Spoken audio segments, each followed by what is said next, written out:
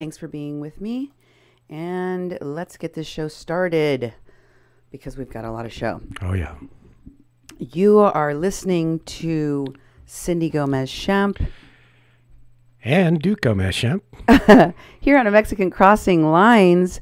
Today, January 9, 2019, we are doing new shelter for the Caravan. A new shelter for the Caravan is in the works. I'm going to bring you the latest updates on that. I'm going to cover some of the activists, water protectors, anarchists, Antifa. They've also called themselves legal observers and journalists, etc., photographers that are inside of the warehouse, that were inside of the warehouse with the Caravan, now moved to a church that remain with the Caravan, either supporting them from the outside, from the inside, organizing them and manipulating them from inside of the shelter or from the outside of the shelter, as well as covering the connections between Evan Duke and Yvette Falarca of BAM. We'll talk about the connections to all of the groups that they've been working with and are tied to, including Occupy Inauguration, Occupy ICE, Antifa, and BAM. We'll also cover Myron Dewey and his run-in with Homeland Security. We'll watch a bit of Doug McLean's Indigenous Life Movement following the Caravan to their new shelter location. We'll also bring you La Llorona, Wenia Locke. Oh, yeah. Yes. La Llorona, she's trying her damnedest to imitate a character from Mexican lore. Oh, yeah. Yeah, the crying lady. Mm-hmm. Because she's got a new video out. Imagine what she's talking about. I'll give you one guess. Indigenous trauma. Yeah, but also Tijuana. Oh, yeah. She's getting involved in all of this because that's what they do. Yeah, yeah. And of course, I'm going to share with you who was with Myron Dewey when he got arrested with Homeland Security. Some of you who sent me the video said that you thought it was Amy Goodman. He didn't show her on camera at any point, but I know who she is. And her name is Tony Cervantes. It's Tony Cervantes. So I'm going to get to her and I'm going to tell you how she's connected to all of this. My last show called The Caravan Standoff, which I also did in Spanish, carried a lot of information about who some of these folks are. And as I've been saying to you, as we go higher and higher up the pyramid, or in a linear way of looking at it, as we get deeper and deeper into this campaign, this Caravan's timeline in Mexico, as things continue to escalate, new people come in. And I've said that people like Rob Wilson, Doug McLean, they're people that show up on the ground right at the exact moment that rubber bullets and pepper spray will begin to fly. They just happen to be at the right place at the right time, all the time. And the same is true for Tony Cervantes. I'm going to show you how and what she is connected to. So get ready. It's going to be a jam-packed, full of information show. I definitely recommend you go back and watch my last one so you can make sense of what you're seeing now.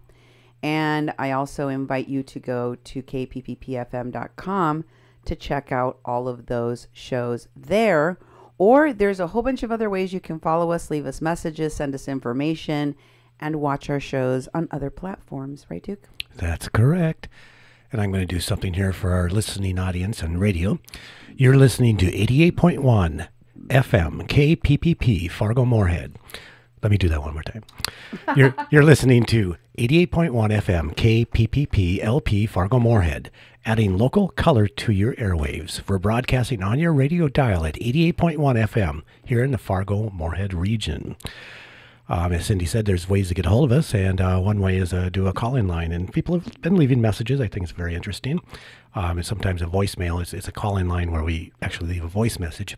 If you'd like to do that, give us some information or some input or some advice, 701-566-0917. Again, the number is 701-566-0917.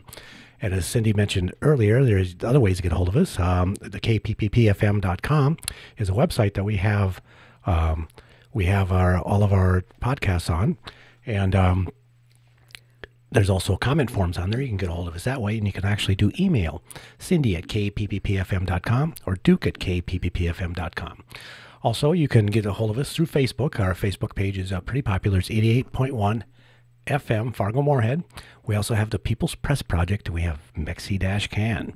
Now, you can follow Cindy on her public page on Facebook at Cindy Gomez-Schempp. And like I said, we have we have Twitter at media_PPP. Again, that's at media_PPP. Also, as I mentioned, the kpppfm.com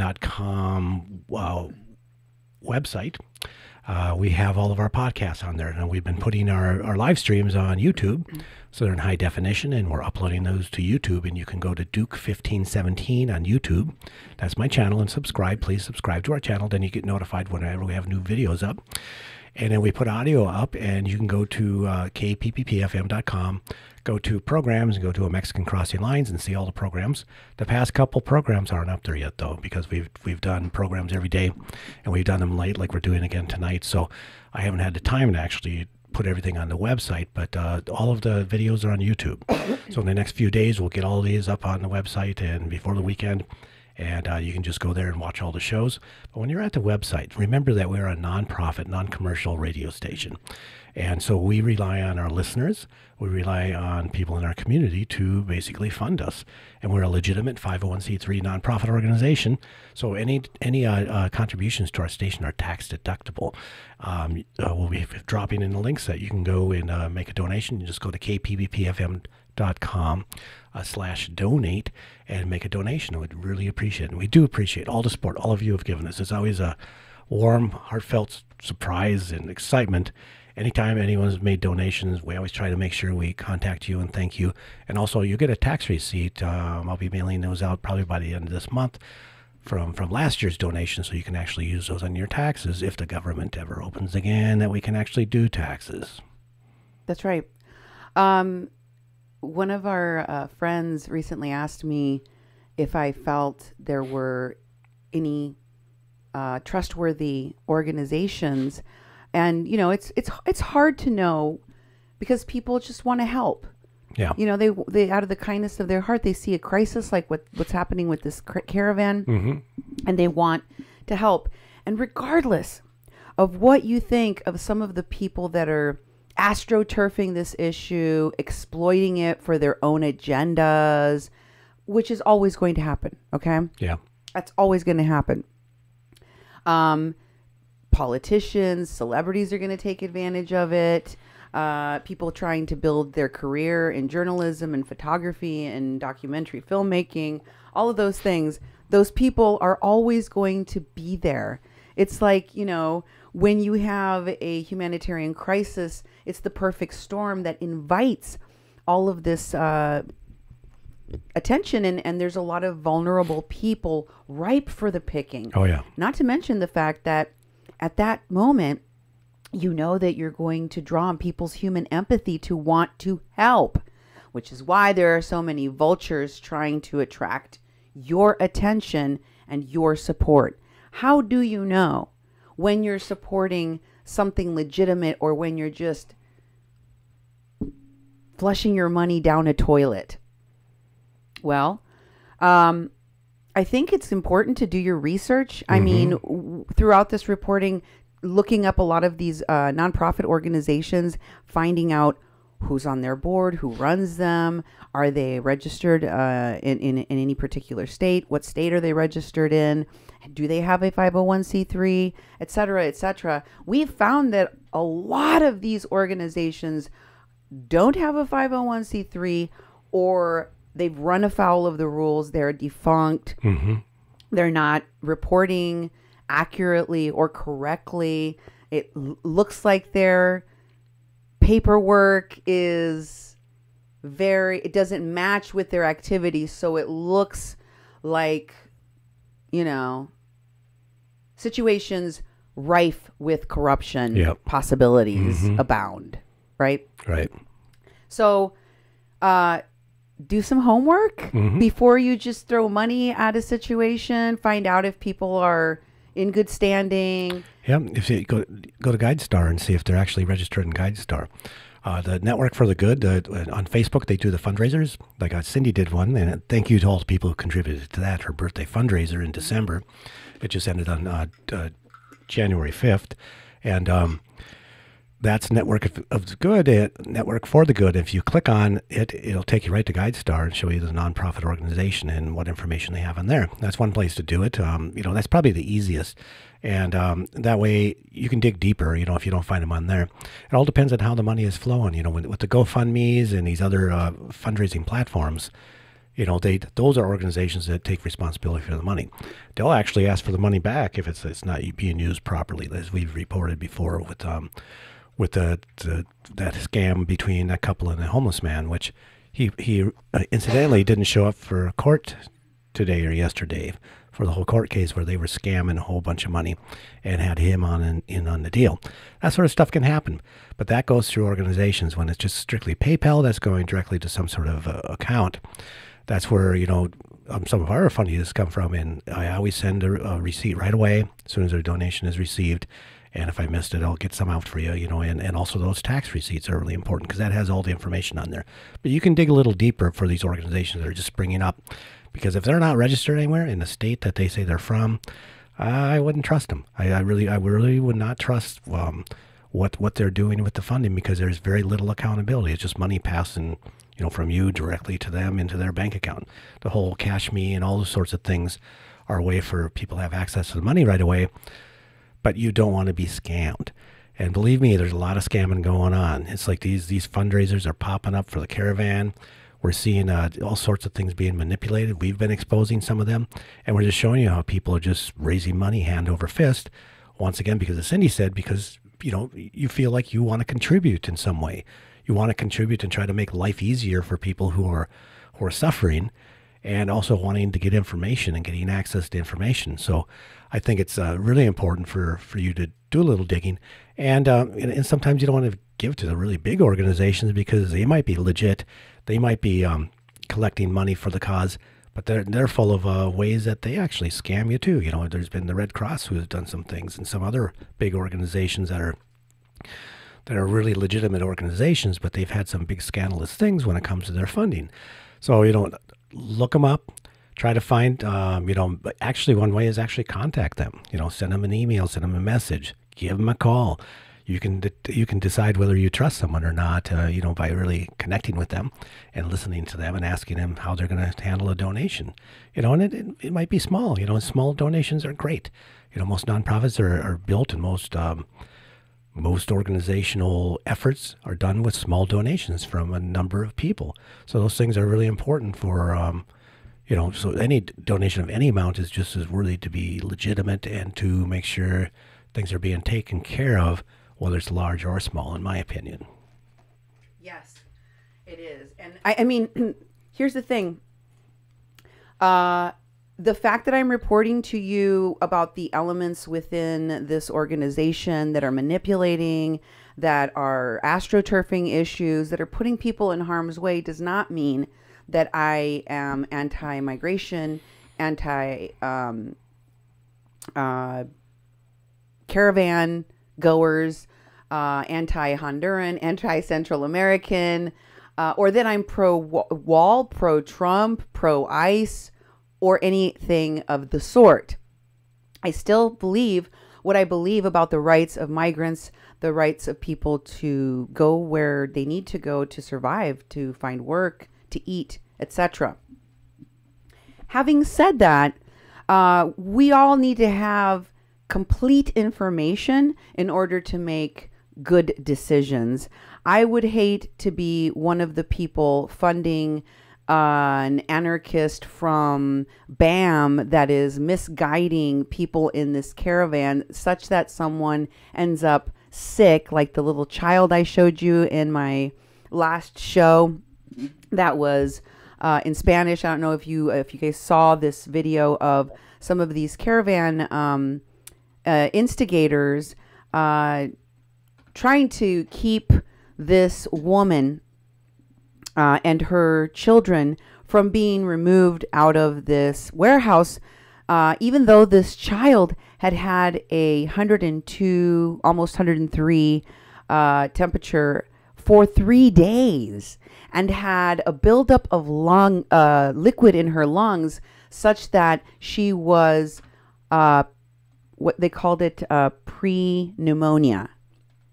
So they advised this woman to go to the hospital.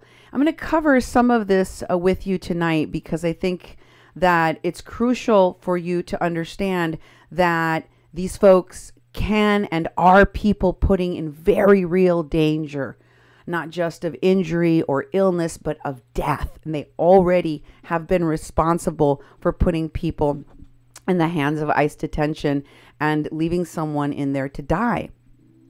So they cannot guarantee the safety of the people that they are manipulating. And that's really dangerous. That's why it's important to check into the backgrounds of the folks that you're directly supporting, the organizations that they are with. Check to see if they're real, if they're legitimate, if they have a history.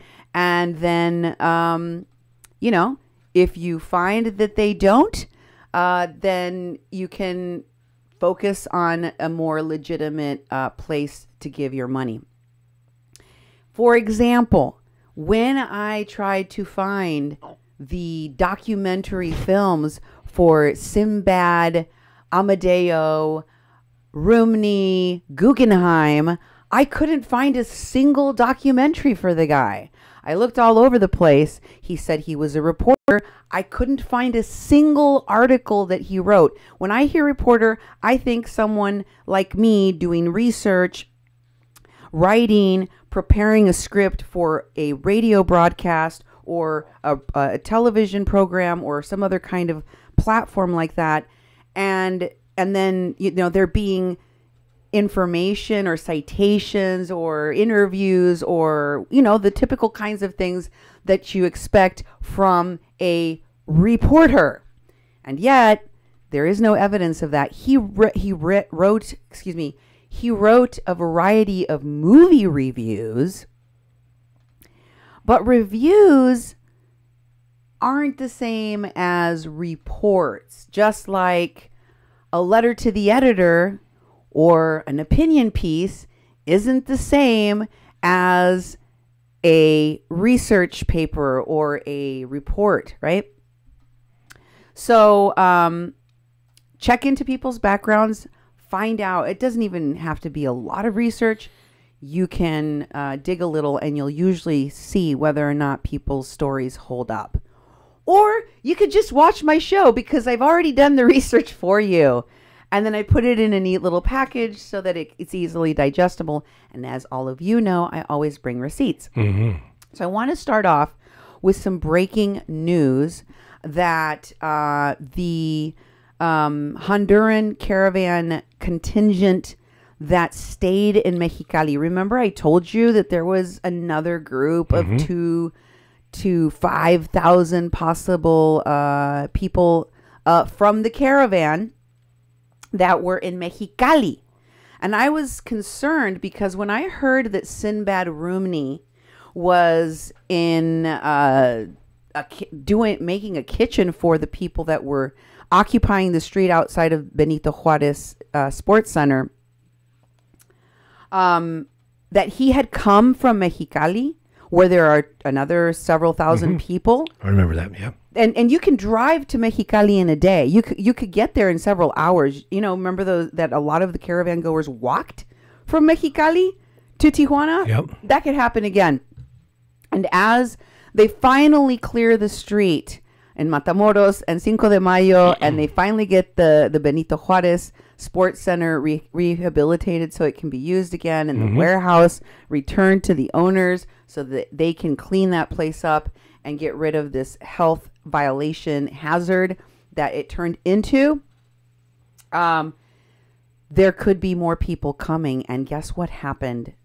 The Honduran Caravan people that were in the offices of the INAMI. The INAMI is the Instituto Nacional of Migration. Oh, okay. So they would be like Immigration and Naturalization Services, the equivalent of that. So, Instituto Nacional de Migración, they're the National Migration Institute, okay, of Mexicali. A group of 25 Honduran migrants that were inside of that building lit a mattress on fire. Really? Yes, they started a fire. Wow. Arson. Today? Just now? Yeah. Yes. Wow. I have a video from YouTube. I'm going to share a link for you to see if you'd like to play a little of it. Yeah, it's only 3 minutes long, so. We'll show you what we've got. Here you go. Hola, ¿qué tal? Bienvenidos a Dale al Click.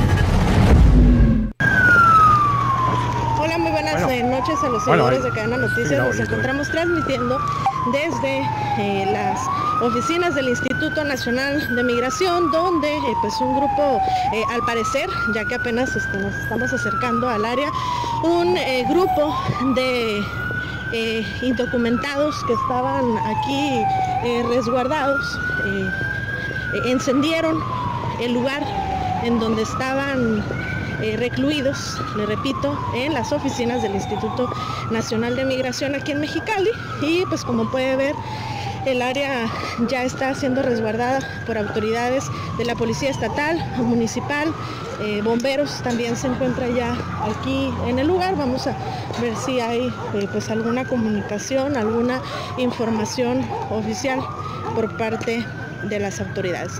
Esto es en las oficinas del Instituto Nacional de Migración en Mexicali.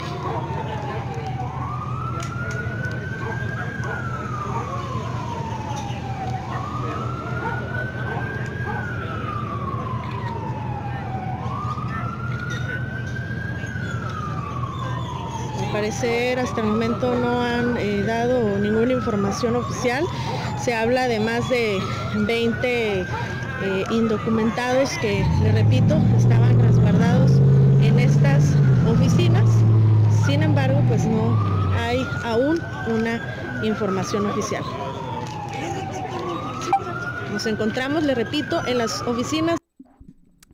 So there's no official statement yet as to any damages or possible injuries or even casualties as a result of this arson that took place today in the offices of the INAMI in the city of Mexicali, Baja California, that on the heels of a 6-day standoff from the migrant caravan contingent in Tijuana that was staying inside of a shelter called Contra Viento y Marea, against wind and surf. That's the translation of what that means. So that's the breaking news that we have for you tonight. Also, I wanted to let you know that the Frenchman is out. He's left the building. He has posted that his GoFundMe is closed because he is now finished in Tijuana. He you can go ahead and put that GoFundMe up. You can see right there at the top it says it's ended. Yeah. And he talked about why he ended it, because he's leaving Tijuana, and obviously it would look wrong for him to continue to raise money for something he's no longer in the country to even do. That's right. But this guy raised thousands and thousands and thousands of dollars. We have no accountability as to where it went or whether or not he used all of it or what he did with the remainder of it. But he continues to talk about future endeavors to fundraise. And as you can see, Adam Elfers, one of the people that I have been telling you they are all working with, posts under his GoFundMe to thank him. Oh, yeah. Then he talks about leaving Tijuana in this post Oh, that's the same one, right? Yep. In this video, and he's crossing the border and saying goodbye. Oh, yeah. Let's have a look at that. Hey everyone, I'm in the line right now about to cross back into the US, and yeah, it's a long one. I have probably still a few hours before I can cross, but yeah, I'm officially leaving Tijuana after 2 months of being with the migrants from the Caravan. And thanks to you guys, we've been able to do like so much, like, I mean, so much more than I ever thought we would be able to do. I mean, like, my role ended up growing into something that I never expected it would. And yeah, just I'm so grateful to all of you guys. And I mean, you know, you made such a huge difference with your support. You know, we started with like small care packages on the road, food here and there, you know, and then we arrived in Tijuana so quickly that my project of doing the Caravan, well, weren't on the road long enough to actually have a van. But yeah, I mean, like, so we started, like, you know, once we arrived in Tijuana, we were like giving out like thousands of pizzas every other night and doing other meals. And then we ended up building a whole kitchen. We partnered with a lot of people. We started like centralizing all the donations and organizing them ourselves. We've been coordinating with lawyers and coordinating with doctors, and so basically we like. Wow. So he went down there as a documentary filmmaker from France to take pictures and make a documentary about this caravan, right? Yep. Then he started fundraising for care packages, which turned into him fundraising for a kitchen, which turned into him coordinating with lawyers and doctors.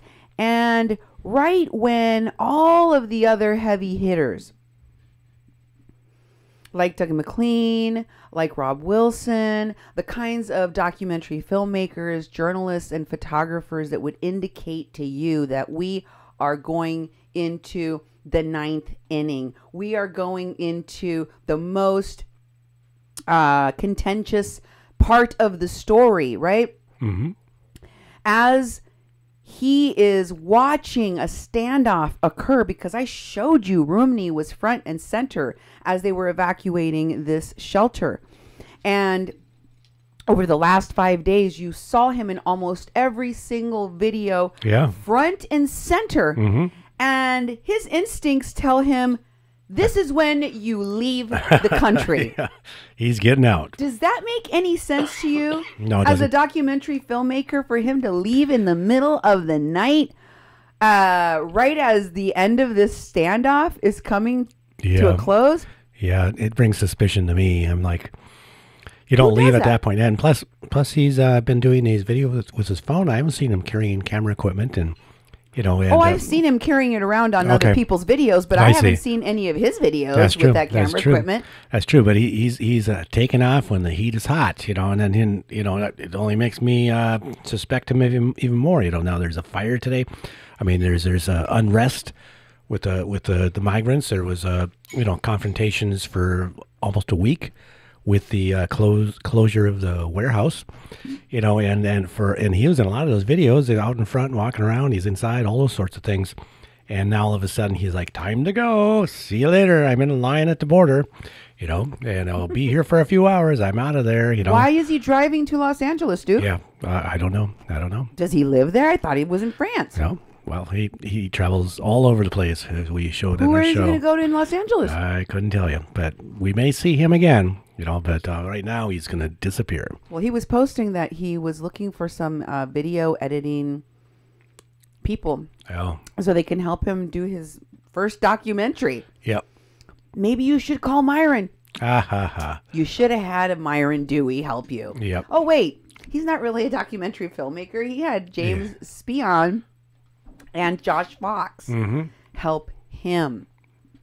So Sinbad is outie, but and you know, as this standoff was winding down with the patience of the federal police wearing thinner and thinner as they wasted time and resources and, you know, maligned and spoke very badly about not only the police force outside there waiting to take them to the other shelters, but also the people that helped to procure that warehouse, like Hector Gutierrez. In their press conference, which they held after the fourth or fifth day, I think it was the fourth day, to say that they were going to be leaving and they needed help in finding a different place, but they wish they could have more time. They maligned one of the people working with a Congress member from Baja California, Jaime Bonilla, who appealed to his friends and got a business owner to put up this place for rent. Hector Gutierrez is a business owner, a businessman who's a friend of the senators, who also helped in procuring this warehouse. And just goes to show you, no good deed goes unpunished. These Mexicans, including Father Salesiano, an activist priest, who was contacted by an American Christian association or church and asked on behalf of Christians in the United States if he would go and intervene and help these people that were in the street that did not want to leave, that did not want to go to the shelter at El Barretal to get a place to stay, by speaking ill of them because they now are angry that they couldn't continue to squat in a location that has been deemed a health hazard by the Mexican federal government. So there has been kind of a radio silence since the last time I did my show, in which they were dwindling down to around 60 people in that shelter, and they'd said that they were now leaving. So I was watching the Asylum Seekers Caravan Support Network, and one of the things I did see was Juan Mancias, the chief of the Comecrudo tribe, tag Myron Dewey and say that they're, you know, rely on the Texas Native original people to tell you what's going on in the Somisec.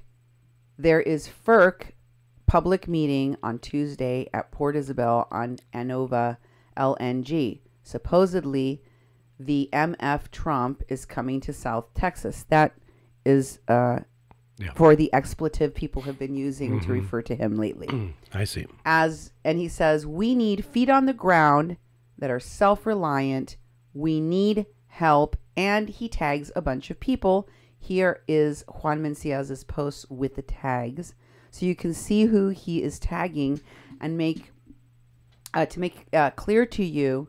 The ones I want to point out the most are the Evan Duke. As you can see, David Gaskin is there. Errol Medicine. Susie Desba. Susie, or what is her name? Something Dundon. Yeah. Is it Susie Dundon? I forget. Lilith Sinclair, right? Mm-hmm. The people that we have been pointing out to you, and Duane Redwater. These people we have been repeatedly bringing up to you, who previously were at Standing Rock or who have affiliations to Evan Duke's anarchist and or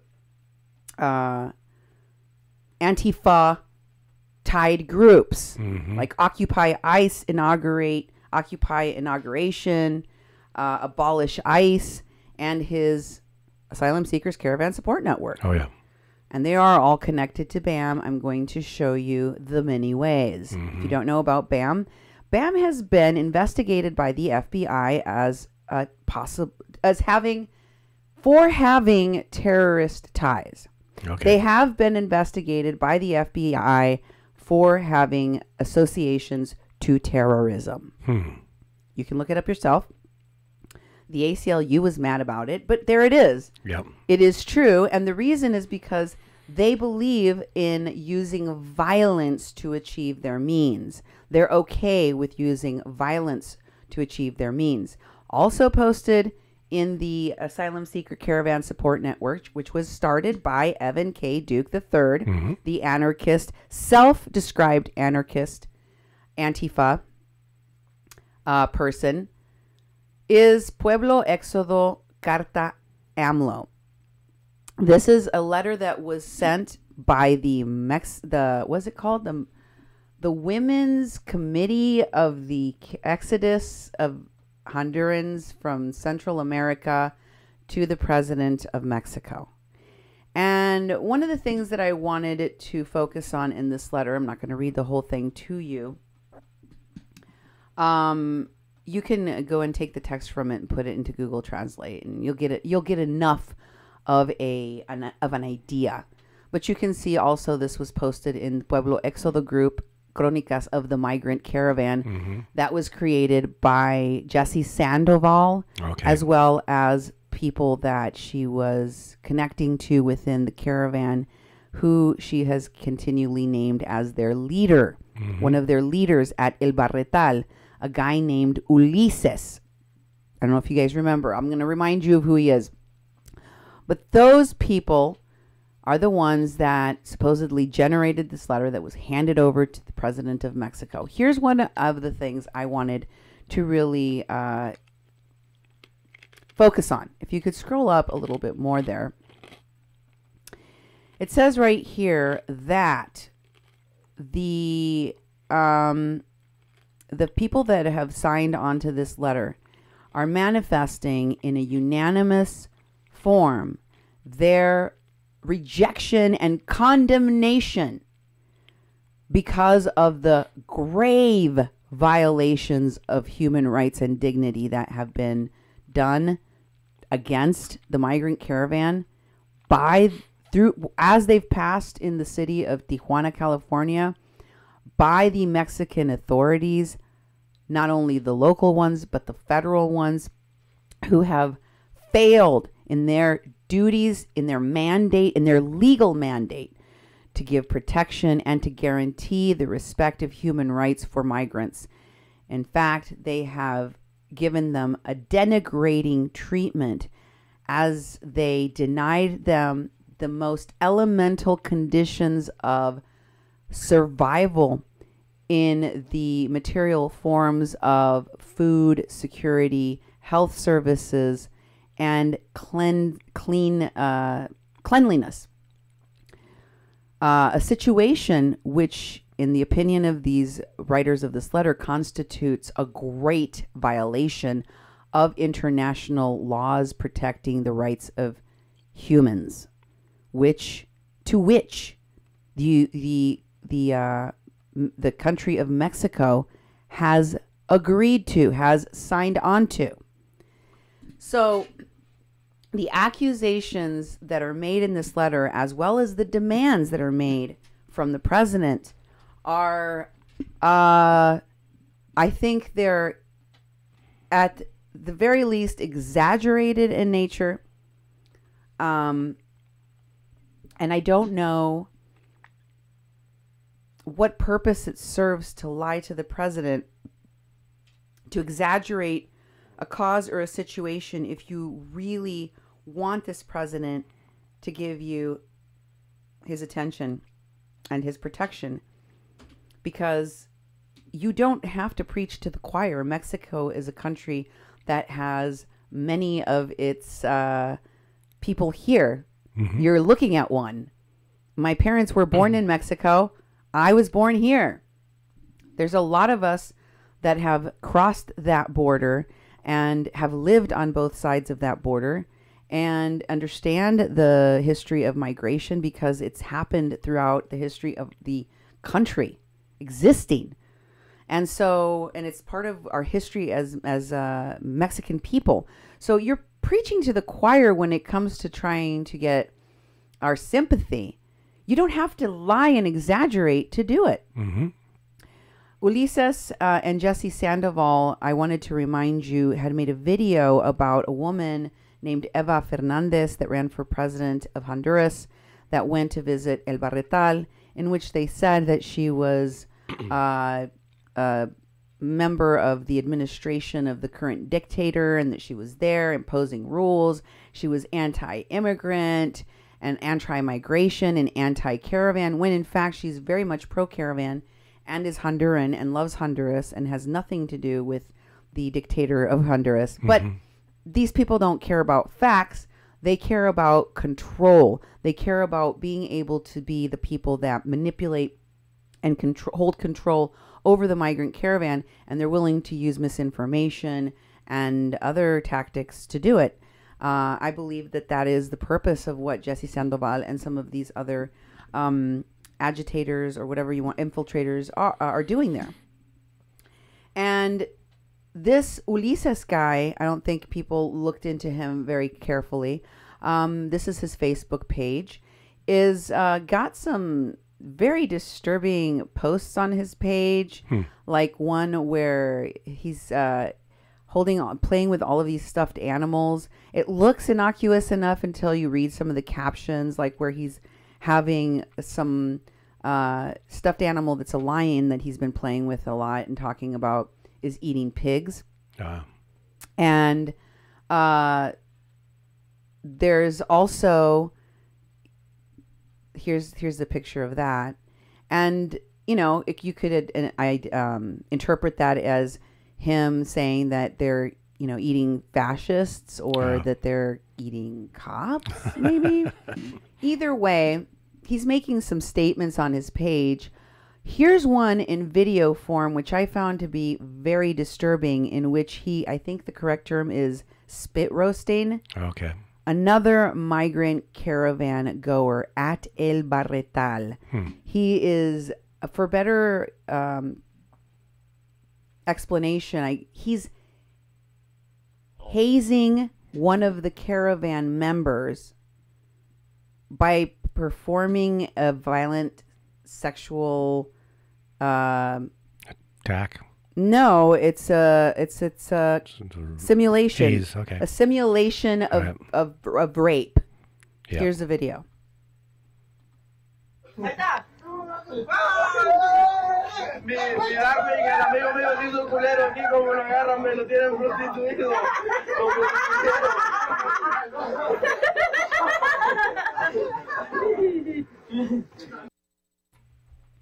At no point in this video does the person that is being humiliated and abused by Ulises, does that person turn and face the camera, smile, laugh, join in the festivities?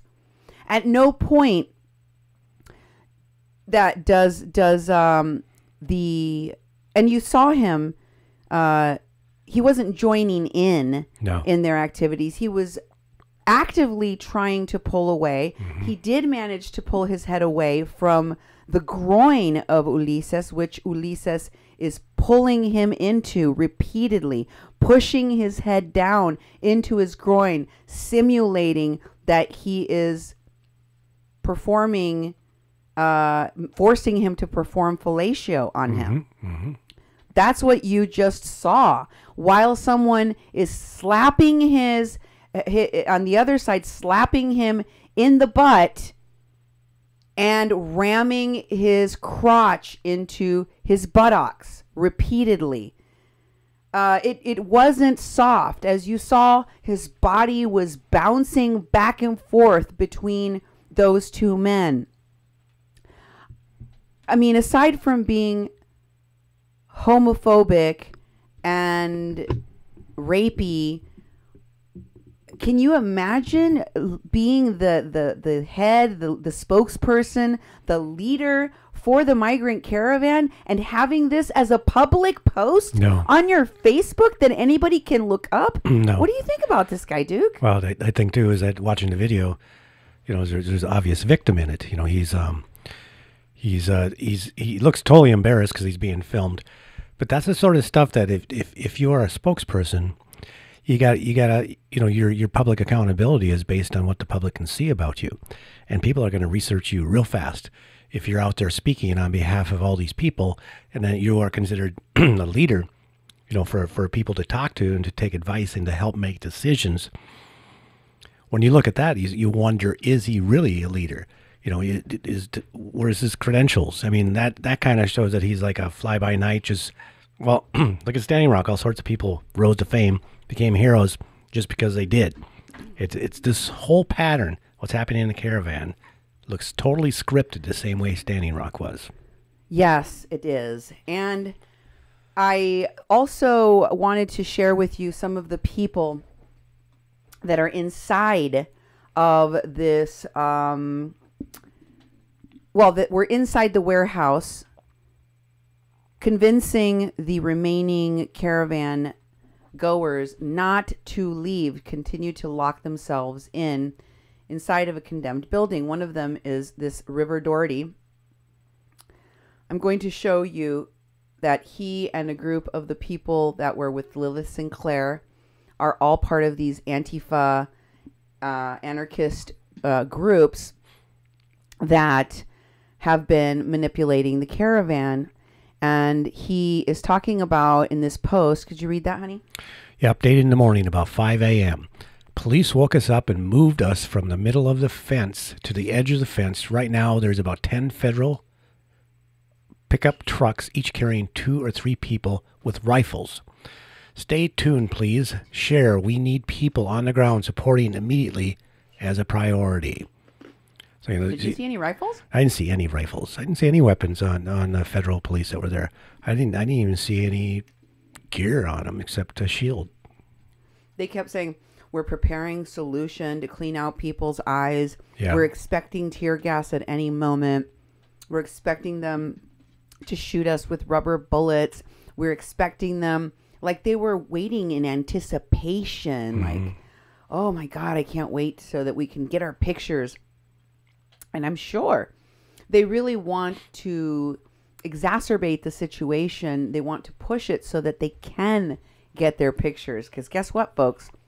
The photographers are there. Yeah. The end times photographers are there. The ones that are there on the days of the big actions, like the Backwater Bridge. Yeah. Like the day that the Heather Heyer gets run over by a car.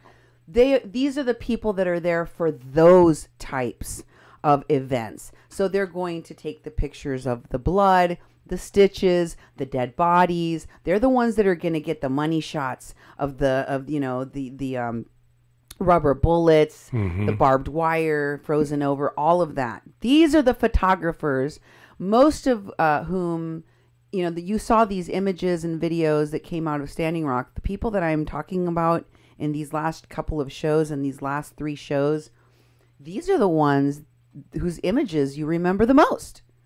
And the reason is they brought the heavy hitters when the big stuff is going to go down. How do they know? Because they planned all of it. Because they planned all of it. And so here's River Doherty's face. This is what he really looks like. He doesn't have any pictures on his Facebook page. Many of these folks don't. They may have some photos of people, but they don't have any tags that identify what they look like. But his mommy does. So here's another one from Beth Doherty's, his mom's Facebook page where he's tagged. He's holding a black dog, and this one is wearing a little cap there. That's River Doherty. He's one of the people inside. And also, he's one of the people collecting money for himself. This is not going, just like a Sinbad, just like all of these other GoFundMes, PayPals, Venmos I've showed you. They're not going to a nonprofit. They're not going to a 501c3. People aren't getting receipts. People are not being showed what the outcomes are, what the money was used for. Sometimes you see people going and shopping and showing you these big long receipts and showing you all of these groceries that are bought or all these clothes that are purchased. But do you know who gets that stuff? Yeah, exactly. Do you see it consumed by the people they claim it was for? Or does it end up going into these homes for these activists? Does it end up going into the warehouses for Dave Archambault like they did at the end of the Standing Rock fiasco? Does it end up going into warehouses that are then used to set up other camps, to stop other pipelines around the country? Is it being used for what they claim it was? There's no accountability. You never get to know. Mm-hmm. Joshua Nichols is another one of the people that's in there. This is his Facebook. Again, he doesn't have a picture there for his avatar. Notice his friend, a mutual with me. Oh. Imagine my surprise when I noticed that I had a mutual friend with this anarchist Antifa guy named Joshua Nichols, who is inside of the shelter. And I have a mutual friend, and that mutual friend just so happens to be BJ Nastasio's old lawyer, who BJ fired. Yep. Also, I believe he's connected to the National Lawyers Guild, and he, of course, was one of the lawyers working with the WPLC. If you don't know what that means, that's the Water Protector Legal Collective, who is being audited, talked about being audited, who's been complained about, who's had lots and lots and lots of problems, and who I mentioned, the National Lawyers Guild, was one of the groups advising the people in this warehouse, this caravan, including these folks that are activists. Here is a video or a picture of a video or a news story in which he was listed as a squatter. Yep. So this is not his first rodeo at occupying a location which he is illegally doing and being told that he needs to leave. This is something he knows how to do. He's also in this post, it looks like he's in Mexico. That's another picture of him, so you can identify him. He speaks Spanish. He writes in Spanish in his posts. Here he is as a Cirque du Soleil Indian clown? Yeah. I don't know. He looks like he's trying to war paint his face like an Indian, but something about a hippie, and also he's white. But here's an even more bizarre picture from his Facebook where he's got animal heads on sticks, and a bunch of his friends and he are all painting their faces like they're Indians. Boy, this white people painting themselves up like Indians is a real disease. Y'all should start a foundation for this illness. Exactly. And raise some money to help these folks. Stop them from, putting locks in their hair and painting their face like Indians. It doesn't help that they're supported by so many of the Indians, especially ones that became famous by selling out their own people at Standing Rock.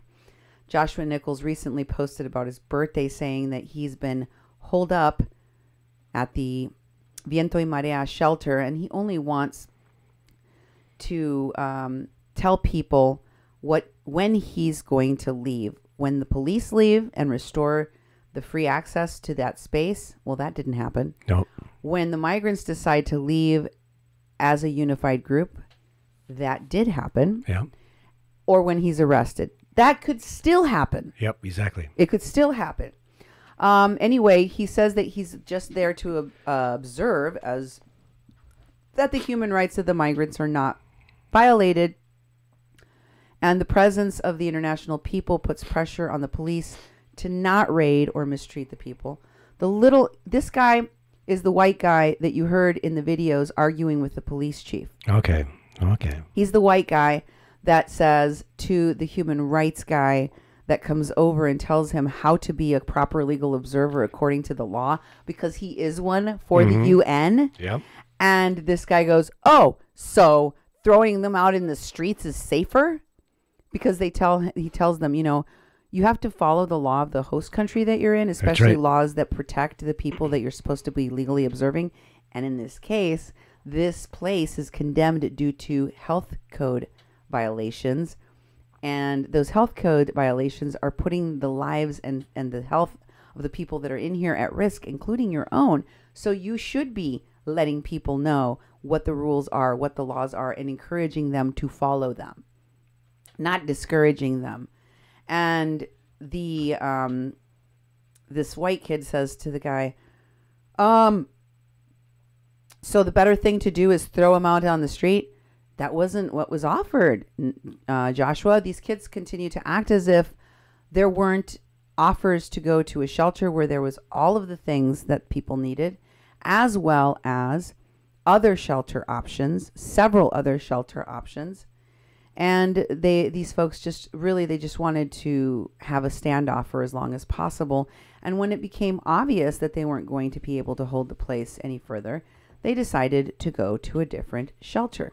They could have done that from the very beginning. Mm-hmm. They didn't even attempt to do that because what they wanted to do, what they really wanted to do, was hold that position, that location. It gave them a very good spot from which to go and try to shut down the border. So they didn't want to lose that spot, but they did anyway. And within the birthday celebration, you have a birthday wish from Jamie. What's her name? Nichols? No. No. Jamie Skapowski. Yes. Remember, Jamie Skapowski is the one with Santifa. Oh, okay. She was the one in the pictures with Santifa. She was also the one that posts a lot in the Asylum Caravan Support Network. Mm-hmm. And what does she say? She says, I love you. I didn't know it was your birthday. We had bought a cake. River and Herman and Lilith are on shift tonight. Lilith. I'll be on crew change mañana. Buenos noches, mi familia. I'll be back with chocolate and medicine and unicorn love. So they're spending all night. Mm-hmm. And who did she identify is inside the shelter on shift? Yep. With him. River Doherty. Yep. Herman. I don't know who Herman is. And Lilith. If you're listening to my show and you know who Herman is, let me know. Yep. Send me the info. Send me the deets. And Lilith Sinclair. Mm-hmm. We know who Lilith Sinclair is. Yep. Self-described sex worker. Mm-hmm. Person that is currently doing migrant support. Yeah. I don't know what she's doing. I don't know how she qualifies to be doing these things, but she is. And I wonder what the medicine part is. Yeah, exactly. What medicine? Because I know that they've been accused. Chocolate and medicine. They were accused by the police in the videos we watched in our last show. Mm-hmm. They were accused in the articles that I showed you on my recent shows. They were accused by people in the neighborhood on numerous occasions of using illicit drugs repeatedly in the streets, in the shelter, etc. They're not supposed to be doing that. Mm-hmm. The police reminded them repeatedly that there are pregnant women, that there are children, that they're not supposed to be smoking anything, much less using drugs inside of this warehouse. Yeah. And yet, repeatedly, they violated this. And it isn't as if these people are all squeaky clean and there really wasn't any drugs or alcohol. It was just all, clergy and nuns and angels that were at Standing Rock or at any of the others of these other camps or places, because we know that that's not true. We interviewed people that talked to us, like Izzy Hernandez, about how Mike Fassig's son stole a bag full of money from a lady selling marijuana at Standing Rock. That Mike Fassig was regaling people with his stories of when he was a pimp, like trafficking women. These folks do have antecedents that precede them, including criminal records that are littered with their background in these illicit activities, not to mention posts like this one from Lilith Sinclair, where she's talking about her friends using drugs safely, such so that they don't OD and die, like some of them already have. Mm-hmm. And I didn't watch the video of this, but it's evidence of the fact that, yes, indeed, they are okay with doing drugs and or using drugs and or people around them doing or using drugs. And so I wouldn't be surprised if there's some truth to the concerns put forward by the police and by the neighbors in this area. Mm-hmm. Joshua Nichols is connected to the head of BAM, Yvette Falarca, as you can see. They are friends on Facebook. And Joshua also posted this on his Facebook page, an article associated with the website itsgoingdown.org. He said this is what he's gotten himself into. Mm-hmm. And in this article, itsgoingdown.org, which I will share in the links to this show, you can see that it talks about the same script that is being used at this caravan from the police. He says, well, first of all, the writer of this article is anonymous. I somehow suspect it might be Joshua Nichols. Okay.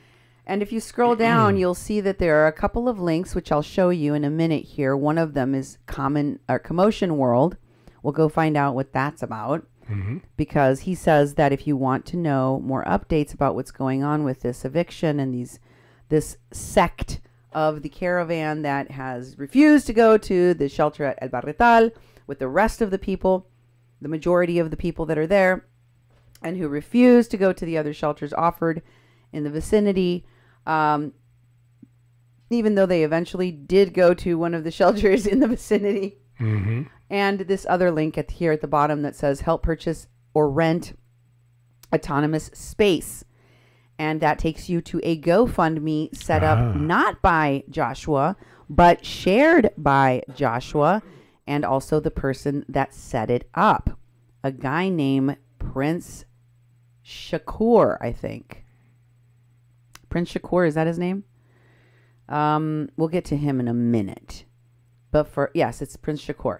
But first, let me read you from this article some of the things that he has said, or whoever wrote this anonymous article is saying. It's very much from the point of view, from the vantage point of an organizer or a activist, somebody, that has these, whatchamacallit? Civil disobedience. Direct action. Yeah, nonviolent direct action. Yeah, these people that have that kind of a mentality and this jargon that comes out of it. He says that in the face of this inspiring act of collective defense, he's talking about how they locked themselves inside. People chained themselves inside of the doors, and they issued a list of demands to the police by sliding a note beneath the doors. Have you ever heard of any caravan of people, any undocumented group of people asking for, refugees asking for assistance, locking themselves inside of a building and making demands of the police? I've never saw that in a migration of people.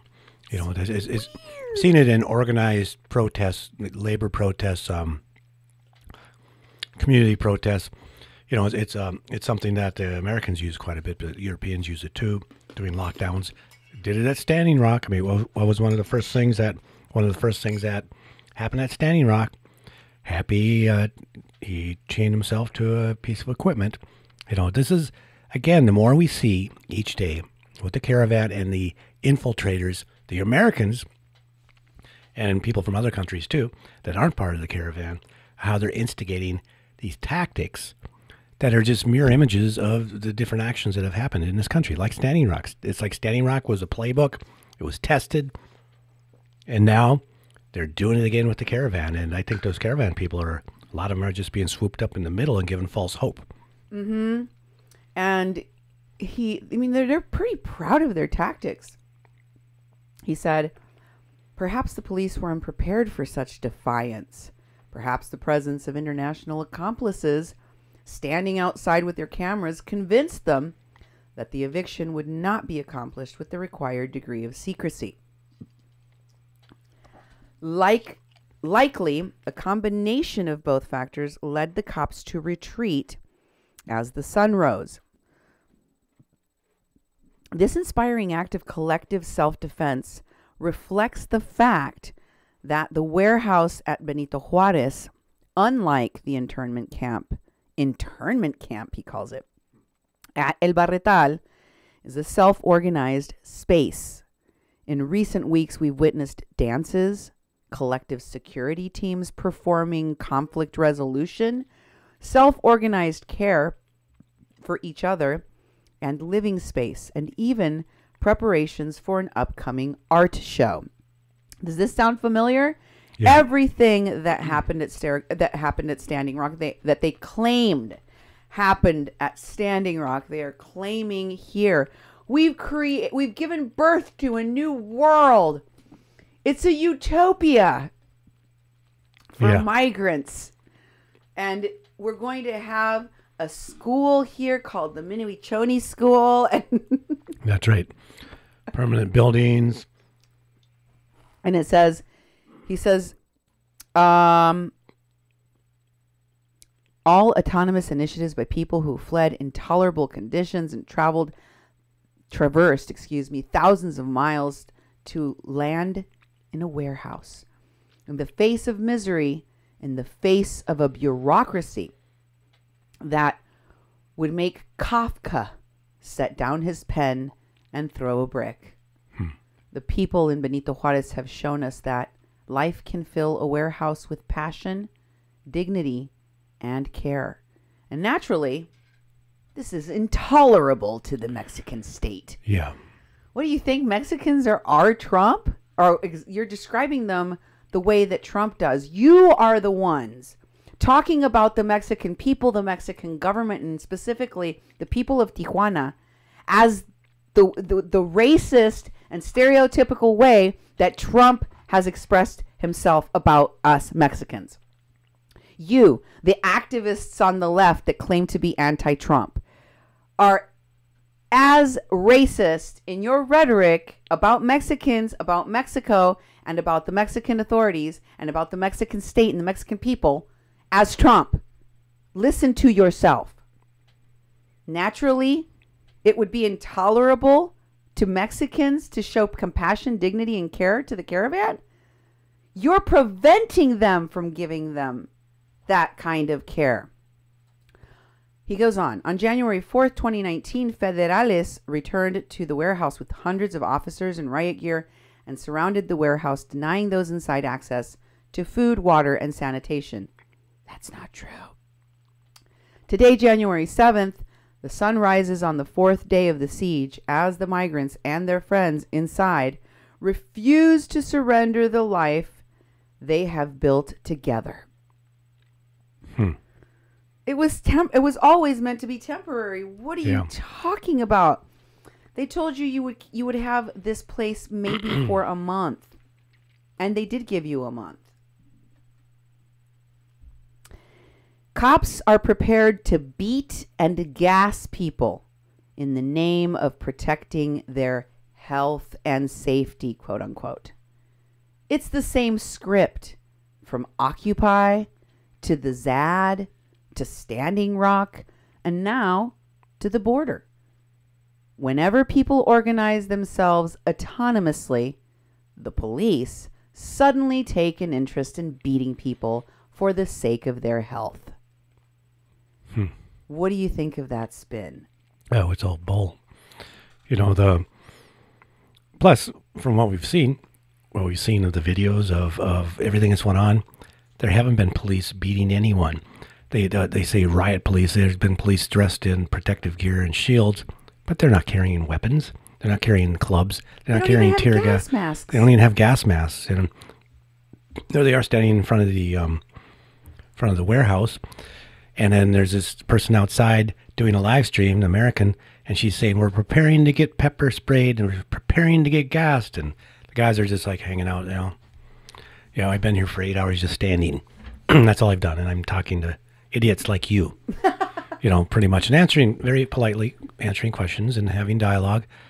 But there was not that aggression. When RT went in and filmed when they cleared out the street, they did come together in unison, in formation, and then surrounded the park and stood there. And RT made it look like they were sieging, they were jumping in there, and they were like, beating on people and hauling them out. None of that stuff happened. So this article is basically creating a scenario that the people there are being beaten by the police and pushed around by the police.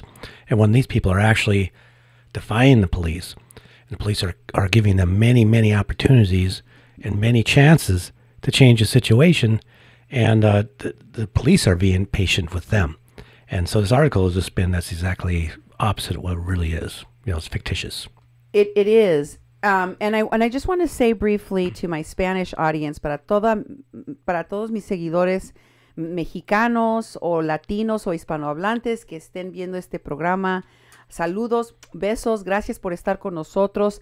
Yo sé que a lo mejor no van a entender toda la información que estoy poniendo en este programa, pero no se preocupen, voy a hacer otro programa probablemente mañana mismo para traerles los nuevos informes, pero si quieren un antecedente, quédense con nosotros aquí en este programa porque les voy a enseñar muchas cosas nuevas. Todos los días pasa la noticia y estamos con la noticia al día estamos con la noticia y se las vamos a traer. Entonces que quédense aquí conmigo, acá, al cabo que ahí le van masticando, ahí le van sacando la onda de lo que digo.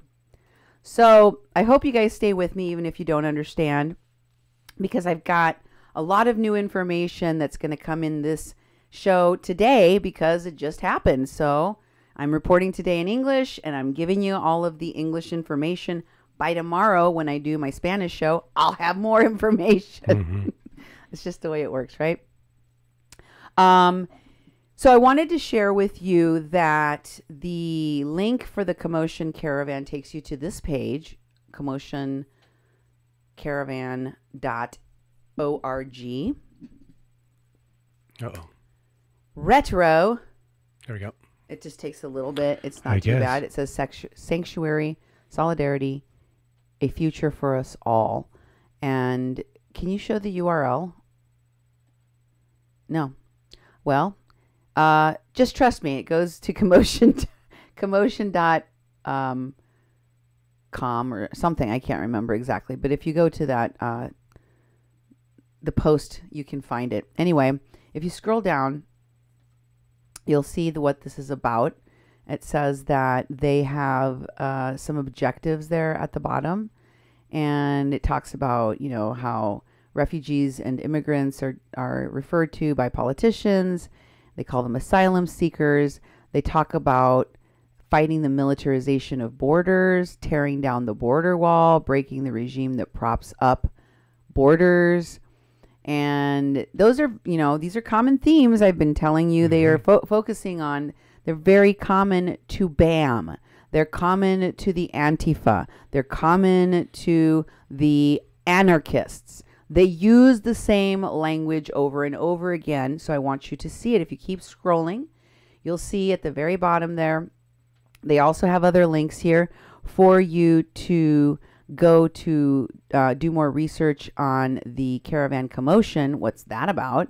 You can also link up with other efforts at the border, which is like that walk run thing I told you about.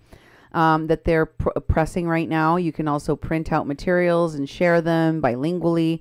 You can also send out some donations and support, and they tell you what they want if you click on the other link. And then, of course, they tell you who their enemies are so that you know who you shouldn't listen to. They're trying to shut down people's checking into things and looking for information about what they're working on. And I think that's dangerous because folks should keep their options open. You should look into things. You should try to try to find out who these individuals are. That's why I'm bringing you more information about them, because they definitely have an agenda, and it is connected to these violent organizations that have been investigated by the FBI for their ties to terrorism. You should know about that.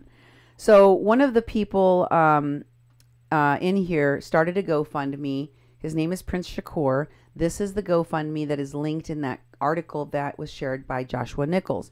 You can see that it's asking for $60,000. And in the next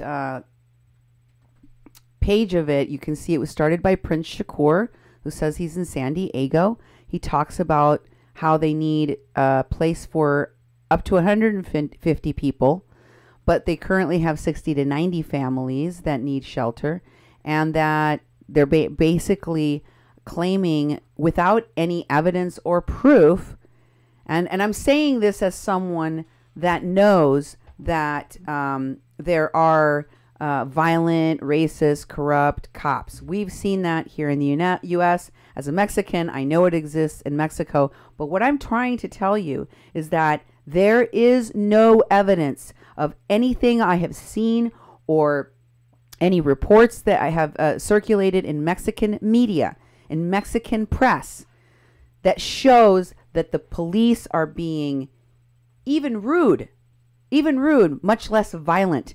There's no evidence of the police being violent, being repressive, even on the day when they marched to the border wall and tried to cross, and there was throwing of rocks and other things, and there was tear gassing by CBP. There's been no evidence of Mexican police being repressive, being violent, being denying services, denying human rights, or being rude. But here's what they're claiming in this GoFundMe. It says, as of January 6th, Mexican federal police have surrounded the shelter for 3 days, threatening tear gas. There's been no tear gas threatened. Yeah. They've never threatened tear gas. Show me the video. I've been watching so many hours of. Have you seen any indicators? No, there's been no indicators from the Mexican government doing anything with tear gas. I mean, other than the activists there that are doing live stream saying, we're waiting for the tear gas at any moment now. I mean, they might as well have been standing there saying they were waiting for aliens to come out of the sky, because of the likelihood that would have ever happened. But yet they repeated and repeated and repeated it, and here it is in the GoFundMe. The federal police are threatening tear gas and forcible removal from inside and limiting access. Once again, they repeat the denial of basic human rights, limiting access to medics, food, water, and sanitation, none of which is true. And then they get even worse, alleging that these officers were committing ethical and criminal communications about these migrants, saying that the federal police have been sending text messages to each other comparing the migrants to cockroaches, and saying that they were having discussions regarding this eviction, referring to the people inside as filth, saying they were going to clean the filth, quote unquote. So they're alleging that the federal police have been not only dehumanizing, but, communicating this through official means on their job, on the job, talking about the migrants as if they're cockroaches and as if they're trash. Here, even in the United States, that is an offense for which officers are and have been fired. But rather than showing the proof or the evidence of this, they simply make it up, put it on paper, have it repeated through the echo chamber of all their network. And suddenly there's people online. I wouldn't be surprised if after we finish the show, I go to read the comments on the show and there's people that are saying, the cops there are saying that they're treating them like bugs or animals. Yeah. Mm-hmm. Even though there's no evidence of that. Mm-hmm. Because they heard it so many times, they begin to believe that it's true. There's no evidence of it. I don't know where they're getting this information. But Prince Shakur was happy to put it here. I don't know if he's with the Caravan. I don't know if he's even in San Diego. But they are using him, and he also set up money in Ohio. Okay, here's his Ohio GoFundMe. By the way, they would like this money. Let's just get through the rest of the GoFundMe here. Yeah. They want this money for a year's worth of rent so that they can pay for cleanup of porta potties at a location where they would have a giant warehouse. They want to set up a camp inside of a building, essentially.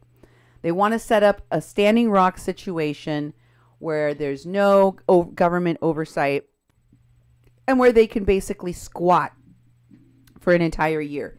Then you have this last page of the GoFundMe says they want to do this, but they don't know if they'll be able to do it. So if you send your money and they reach the goal of the $60,000 and it turns out they don't need the money for that, they'll use it for something else. Don't you worry. They'll give it to the vegan restaurant in Clave Caracol. So that place, as I've told you, has a lot of connections to these folks. It's where the family with the sick child went. It is where a lot of these activists, lawyers, etc. have been going. It's where people have been taking donations so they didn't have to turn them over to the shelters or the government, so that they can independently pick and choose which caravan goers are doing their bidding and deserve to receive some of the donations and which do not. Yep. Who gets to go have pizza and play pool at the nice house and who doesn't? Yep. Who gets to be exploited for GoFundMes on pictures that are posted everywhere and are given new clothes and nice haircuts so that they look good? And who doesn't?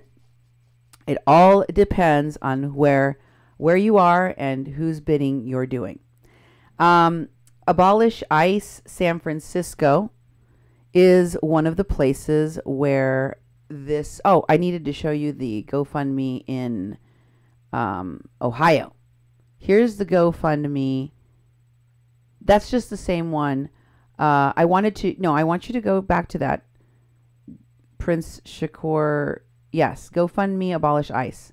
GoFundMe Abolish ICE. No? Okay, now I want you to scroll down because this is his GoFundMe that I just showed you. But I want you to scroll down to make clear who organized this GoFundMe. Stop. Oh, no, that's not it yet. Sorry. I thought we were there. There it is. It says, this fundraiser is organized by who, Duke? Abolish ICE San Francisco. A coalition started by Abolish ICE. Who did I tell you started Abolish ICE, the group? Evan Duke. Evan Duke. Who did I tell you is affiliated with Occupy Inauguration, Abolish ICE, Occupy ICE, and the Asylum Seeker Caravan Support Network? Evan Duke. And you know who else is? Bam! By Any Means Necessary, that violent organization that is being repeatedly talked about now in the Mexican media because they flyered the Benito Juarez Sports Center with people's where people were staying to get them to go to the border wall on the day that President AMLO took power.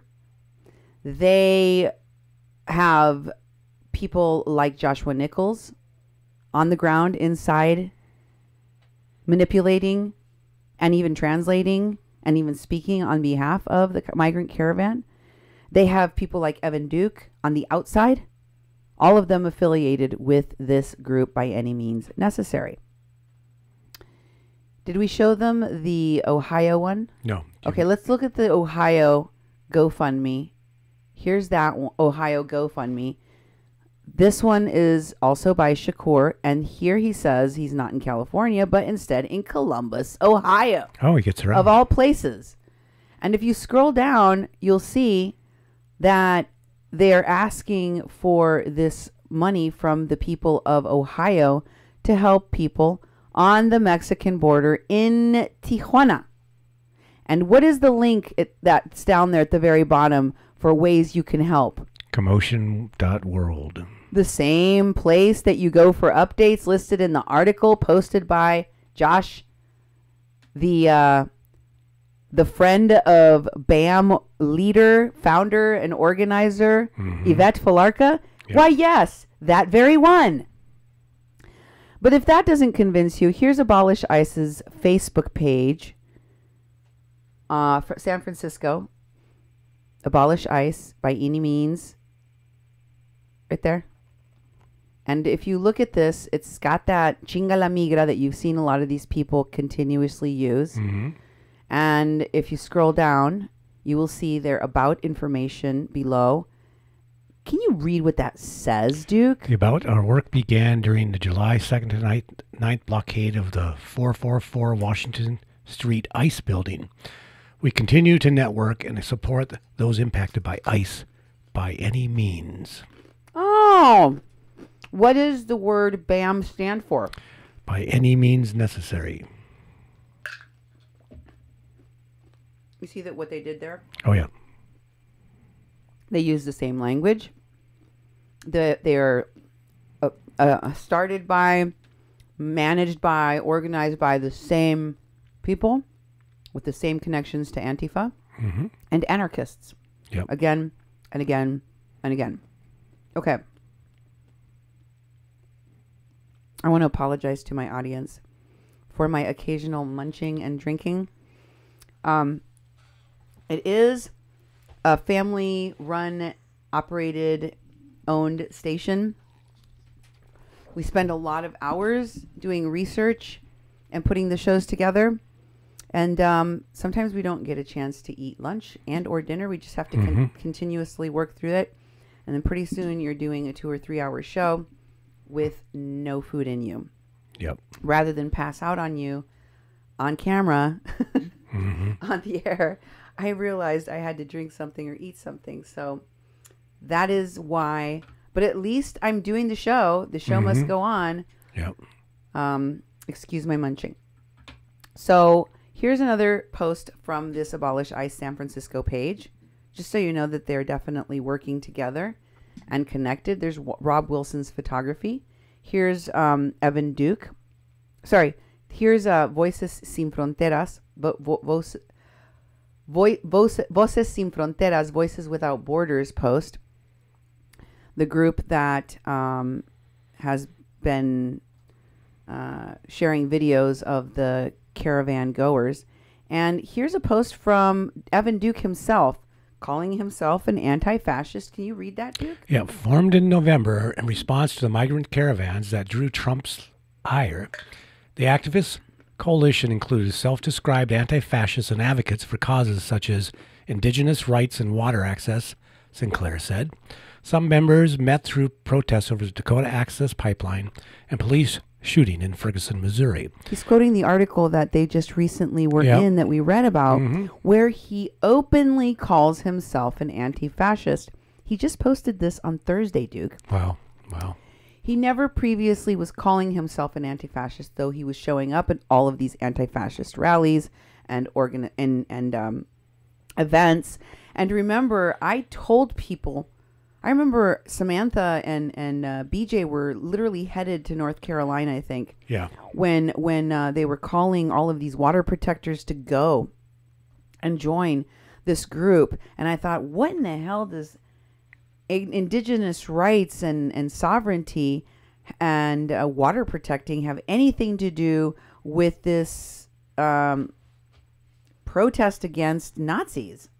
Like, doesn't make any sense. And as you know, one of the people that went out to Standing Rock and was working with the medics, Heather Heyer, was murdered. She died. So people that participate and or get involved can get hurt and even killed in these events that are organized by these anti-fascists. Violence by any means shouldn't be acceptable on either side, in my opinion. maybe you feel differently. Here is a post by Evan Duke about Occupy inauguration. Now, as you can see, could you read that, honey bun?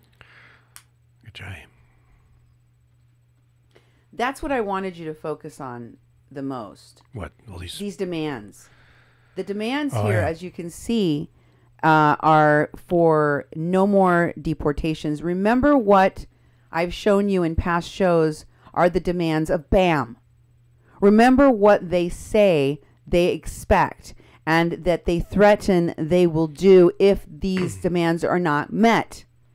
They say they want all attacks on human rights, the Muslim ban, the, rights for LGBTQ people, blah, blah, blah. They're advocating for Black Lives Matter. And if you keep scrolling down, they talk about treaty rights. They want to get money out of politics. They want health care for all, Medicare for all. They want people to work on climate change. So they're against fossil fuel extraction, fracking. They want free college education, cancellation of student debt. They want no more bailouts. They want reform to the electoral system. They want an end to mass surveillance. Immediate pardons for Chelsea Manning, Yeah. Edward Snowden, Mumia Abu Jamal, and Leonard Peltier, and they want to pass a minimum wage. Yep. And in addition, they say that if these things don't happen, they're going to continue protesting, boycotting, labor strikes, and occupations. Yep. Occupations like what they're doing now on the border. They're going to set up mass camps all along the border and occupy the border. And they're talking about the movements, mass movements, and how real change is won. And they say, with the inspiring resistance of Standing Rock and Black Lives Matter, we invite you to involve and express yourself at whatever level you choose. We do not represent any particular group or party. Lies! Yeah, really. As our focus is on movement building. No, it is on astroturfing. And I know you have Hollywood people working for you. I know that you have, you at least have hired professionals that have, they have the whole package in mind. They have the whole picture in mind. They know that there's got to be a concert, musicians involved. You have to have a theme song. You've got to have a number of different actors. You have to have a lot of extras, right? To fill in all of the background. You gotta have the extras there as the B and D list actors around. You have to have some kind of medical support. The backing, the language of protecting health, protecting people's safety, but not from the authorities on site or in place. They create their own group of medics, many of whom aren't medics, and those people speak the jargon of medicine. You have to have clergy, but not what clergy corresponds to the faith of the people there in the moment in time necessarily, but interfaith. And and then they speak the language of love and healing. And then, of course, you have to have security. But they create their own, many of whom are very dangerous people with criminal records, including sexual violence against children, as I'm about to show you, and women, as I am about to show you. And they ignore and malign the authorities that are from that place or location, like they're doing with the federal police in Mexico, and like they did when they talked about the police here in Morton County. And I have to say that as much as I know about and have reported about the racism and the excess of militarization and the abuse of powers of authorities, both here in Minnesota and North Dakota and throughout the country, I have to say that seeing the tactics, the behavior, and the lies that are spewed by these activists as a means to an end. I have become a much more centered, well-rounded, and better informed reporter. I have a much greater respect for and an understanding of the jobs, the very important jobs of the medical community, the established medical community, including the CDC and the government facilities and institutions on which we depend, and our police, and our highway patrolmen, and all of it. I have a greater understanding and respect for it in total. I unfortunately don't think that these folks care. The idea isn't necessarily theirs. They tap into the angst of the day, and on the left, the angst of the day is fighting against Trump, fighting against racism, fighting against fascism, and also immigration. It's a focal point. It has been since the inception of this administration. Now, I want to show you Falarka, the head of BAM, and what she was just in court for yesterday. Wow. This is a news report about her assault. A Berkeley teacher says assault charges against her should be dropped. She was in court today for her role in a riot that broke out at the state capitol. Yvette Falarka was caught on video punching a neo-Nazi demonstrator, but she says standing up to fascism should not be a crime. KPIX5's Da Lin was in the Sacramento courtroom where that teacher faced a judge. Da? That's right. She made a brief appearance inside the courtroom here. Outside, she and her supporters are calling this case a witch hunt. They want the prosecutors to drop the charges. Protesting fascism is not a crime. A small vocal crowd rallies in support of the Berkeley school teacher. Drop the charges! Now! The charges stemmed from this June 2016 fight at the state capitol. Yvette Falarka's group, By Any Means Necessary, was protesting against a white nationalist group. A video shows Falarka repeatedly punching a man. The man had both hands up, walking to a line of police officers for help. Falarka and others dragged the man down and kicked him. Prosecutors charged Falarka with 1 count of felony assault and 2 misdemeanor counts of inciting and participating in a riot. Falarka did not enter a plea today. Her lawyers are still waiting for all the documents on the case. These charges are false against me. They should be dropped. She gave a short statement but did not answer any questions. Standing up against fascism and the rise of Nazism and fascism in this country is not a crime. We have a right to defend ourselves. Her attorney blames police officers for not stepping in earlier to keep the peace. I think anyone has the right to self-defense.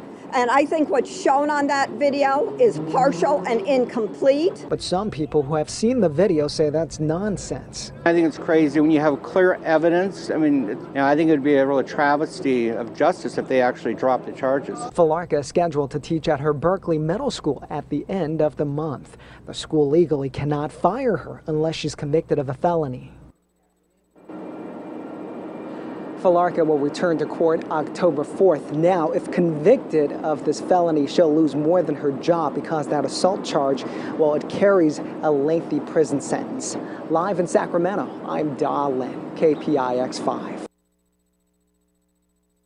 I wanted to ask you, what do you think of this? I know, you're married to a Mexican. I know you hate racism. I know you hate racists. You've heard people say horrible things, and it does make you angry. It makes me angry. Mm-hmm. Do I feel like I would like to punch someone in the face sometimes?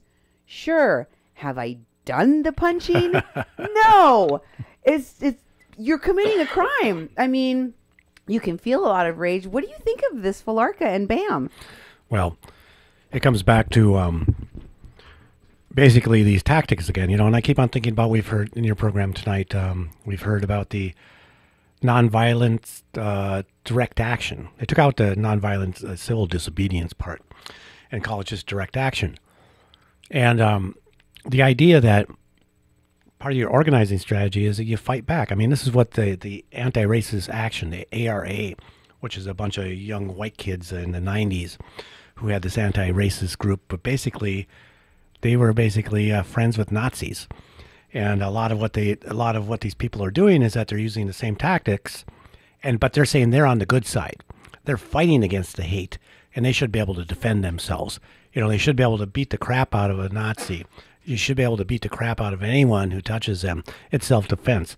I mean, this is the wrong way of going around. It takes organizing off the map of what it's supposed to be, community organizing.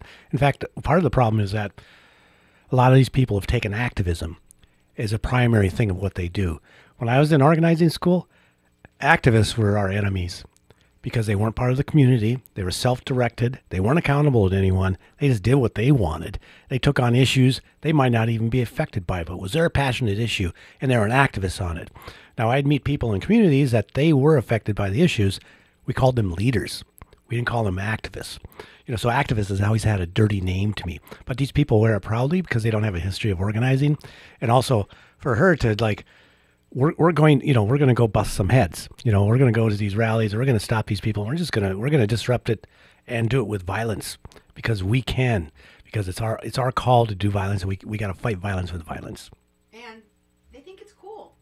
Plus, they figure, people like Linda Sarsour and her efforts to put a different face on Palestinians or Muslims, to form a coalition, an organization that gives her power to do things for the Muslim community. And for her, she directs millions of people that, signed up for the Women's March, and that she can astroturf all sorts of different activities and or campaigns with. You're literally able to sell your audience to a politician or a campaign.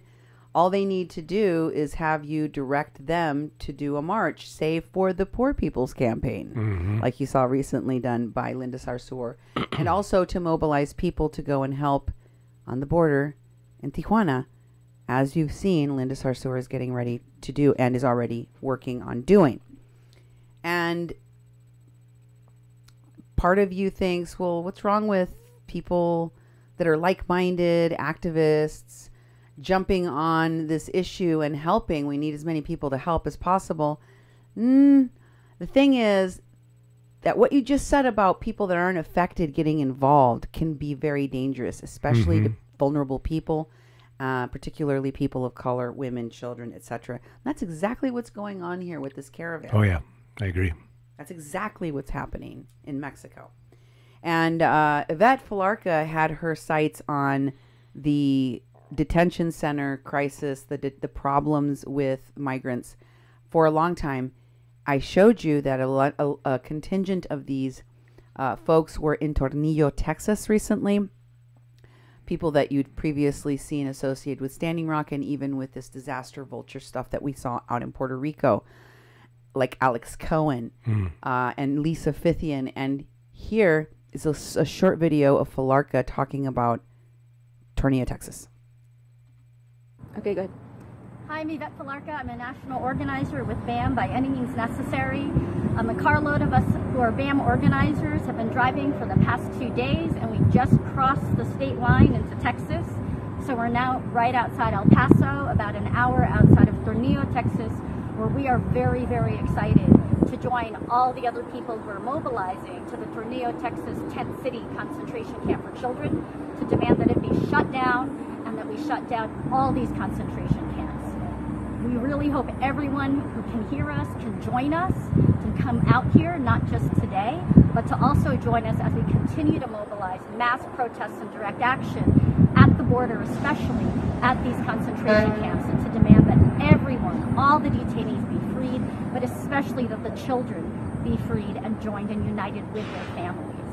So please help out however you can. Contact us, let us know, make a donation if you can, because We hope that we're successful today, but even if we're not, we know that this is just the beginning of a continued and strong movement that is growing and in the streets again, just where we need to be. To stand up for immigrant children, to stand up for immigrant rights, and to stand up to get rid of Donald Trump. We can't wait another day. It's time to do it right now. When BAM and other organizations astroturf an issue like immigration, bad things happen to the immigrants. Bad things happen to innocent people, to bystanders.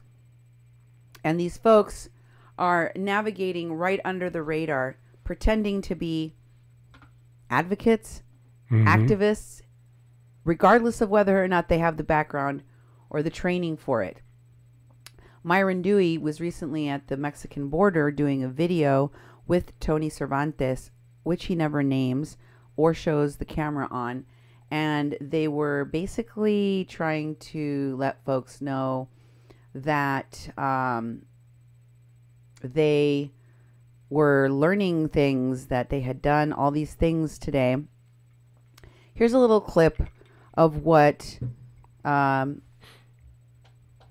advice that Tony Cervantes gives to people like Myron Dewey. He's talking about himself and other activists that I have shown you are working in tandem with him and Evan Duke. Dewey and Duke both manage the pages I've talked to you about and are kind of some of the head organizers at the top of this poop pyramid I have been describing to you. And the group that Dewey is currently with had just gone to Annunciation Church in El Paso, a place that takes in migrants on a very regular basis that get released from detention every single day. They went down there to see how they could hustle that organization, I'm sure, and find out how it works so they can insert themselves into a place that they probably shouldn't be. And so they were having a conversation about that at the border as they prepared to cross into the United States. And Dewey said, what kind of advice would you give people that are going to Mexico? And here's what she told him. Interacting with the border police on the wall, please do not yell at them because that's not, you don't have the protection that you do have in the United States. So just be careful, be respectful, and be aware. And let's look at it from the perspective of a journalist. What suggestions would you have to indigenous journalists that want to come down here and help document and witness? I would say all of those things I just said apply. Just document what you see. I wouldn't interfere with what's going on, because then I think the journalistic status of your efforts are going to be diluted. So just document what you see, write what you see, and make sure you don't help anybody get over the wall. That's very important that you recognize what the laws are here in Mexico. Yeah, you want to follow the law. Follow the law. Understand the law. And they don't. No. They don't understand the law. Tony Cervantes should know better than anybody, because she documents a lot of the crimes that are committed by these folks. She has in the past, and she will continue to, I'm sure, in the future. She's a photographer, and her passion is the photos of these marches. I mean, she's continuously photographing all of these different marches, and she, like many other people, seem to be kind of obsessed with indigenous stuff and, you know, that whole way of life of, you know, saying Mini Wachoni and my relatives and having this aura of wisdom. And I don't know, it's kind of like a fetishizing kind of a deal that goes along with this, where you're both, you know, a good person and the right type of an activist on the right side of history. And Cervantes strikes me as the type of person that is like that, just from the types of things that she's focused on, gravitates towards doing in her work. And there's a lot of people that are like that, especially if you're on the progressive end of the spectrum. She likes going to art exhibits. I think she considers her photography a form of art. Yeah, yeah, because she's been on the ground in so many things, and it's like, and what white people do is they use that as their street cred. They got street cred, and then you have more self-importance because you are like working for the people that are downtrodden, the people that have less rights than you, and you're illustrating their pain and their oppression. You're not suffering from it. You're right there with the cameras, and you have a press badge, and you're like have your immunity to be able to document this stuff. So she's hanging out with Myron. They're in Mexico, and they're coming into the border to cross on foot. They must have their vehicles or something on the other side. I'm not sure what the logistics were. But they were commenting, they're talking about many different things. But one of the things they were talking about how easy it was crossing at this border, because it was a footbridge, and a highway. But it was like you walked. A lot of people walked through, and so before they started crossing by foot again, they're asking questions, and he asked the same questions. She gave the same answers. He was asking about, how do you deal with Mexico, and what should you be aware of, and she's like, well, the law is very important, and also it's different than the United States. It's totally different. You need to pay attention that the laws are different. And also, your rights in the United States as a journalist or whatever you are, activist, it doesn't apply the same here. So you got to do things totally different. Mm-hmm. And whatever you do, don't be helping people cross the border. I mean, really, that's against the law in both countries. Right. But there is evidence that I have documented throughout my shows, both that they are violating the laws in Mexico, especially Dewey and his drone. I showed you that they talked about going through a toll without paying. Mm-hmm. I've showed you that they flying drones. There's ample evidence that they're violating the law, and this doesn't come just from my collection of their own videos and their own speeches telling on themselves. But also, I've shown you articles and videos in which the Mexican media and through interviews with the federal police have repeatedly accused these activists that are with the Caravan of committing crimes, of violating the law, of obstructed government function. And now a group of 23 of them or so have committed arson in a government building. They've closed a border. They've attacked the border wall on 2 occasions and tried to cross over, right? Mm-hmm. Such that there was a violent clash that took place, which was photographed, filmed, and put all over the news twice now. The second time, a group associated with Evan Duke, Antifa, BAM, and Lilith Sinclair went to the border wall and tried to cross 150 people, 120 people, 150 people over the wall. Now, they had a standoff with the police for 6 days. This after an occupation of the street that lasted weeks. And finally, you have arson today. So we've documented the fact that there are a myriad of crimes being committed. And so I don't know how genuine or honest Tony is being, because I know she's aware that this kind of thing went on at Standing Rock. And she covered that extensively. I know that she's aware that this kind of stuff has been going on throughout these different campaigns and camps where she has been filming, photographing, etc. And yet she so innocently says, and Dewey says, as they do the opposite. You should definitely follow the law. Don't forget to follow the law. And also, the laws are very important. Don't break them. And then, as if a stroke of karma, immediately after that video, Dewey got arrested. At the border. I got to ask you a question real quick, Duke. I know we still have a lot of stuff to go through, but I have a question that just started burning in my mind, and I need you to tell me what you think about it. We know, because I've just documented all these things we've said that they've done. We know that there was a person that wrote an anonymous article about being in jail that is one of these people from this group. And they're talking about it from the perspective of a non-Mexican, a person that's not familiar with Mexican jails, and how horrible the conditions were. And they wouldn't say who that person was.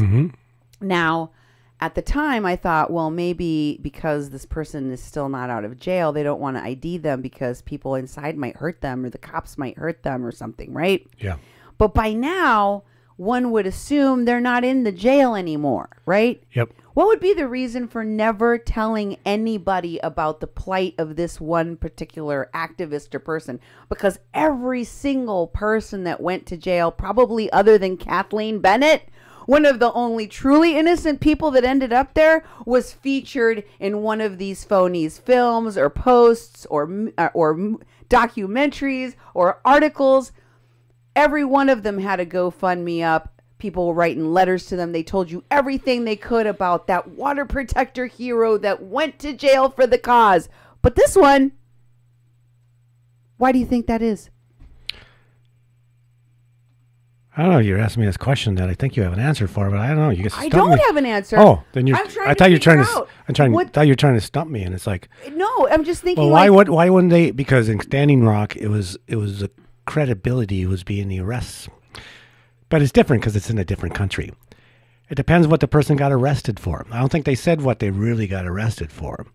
Yeah, but they did. They did say that they got arrested because, in their opinion, because they were protecting. Oh, that's right. They're protecting someone who's getting beaten by the cops. That's what they claim. They were basically interfering with the police. You know, the obstruction of a police's function. You know, which doesn't fly in Mexico the same way as it flies in the United States. I don't know. I don't know why. I think it's Jessie Sandoval, you know, personally, because of the way it was written. Because she's written these things in the way she speaks and the way she writes, and the way she was telling the story, and you could identify it was a woman, you know, and from the words that were said, I think that I think it was her. But I'm also perplexed why she isn't using it for her credibility. I think she wants to stay under the radar, is what I think. I think she doesn't want anyone to know about it because she still wants to sleuth around and be in Mexico, be in Tijuana, and be part of this stuff and be part of the coordinating of these things. And I think that she's basically, or if it's not her, the person is basically wants to be under the radar at this point, especially since they've been arrested. And because, you know, it's different. You're arrested in Mexico. You might have problems getting back in the United States. You know, it's like, I don't know how that works, but it's like, I know it's bad. If you get arrested in Mexico and you're coming back and you might overstay your visa, you might have all sorts of trouble.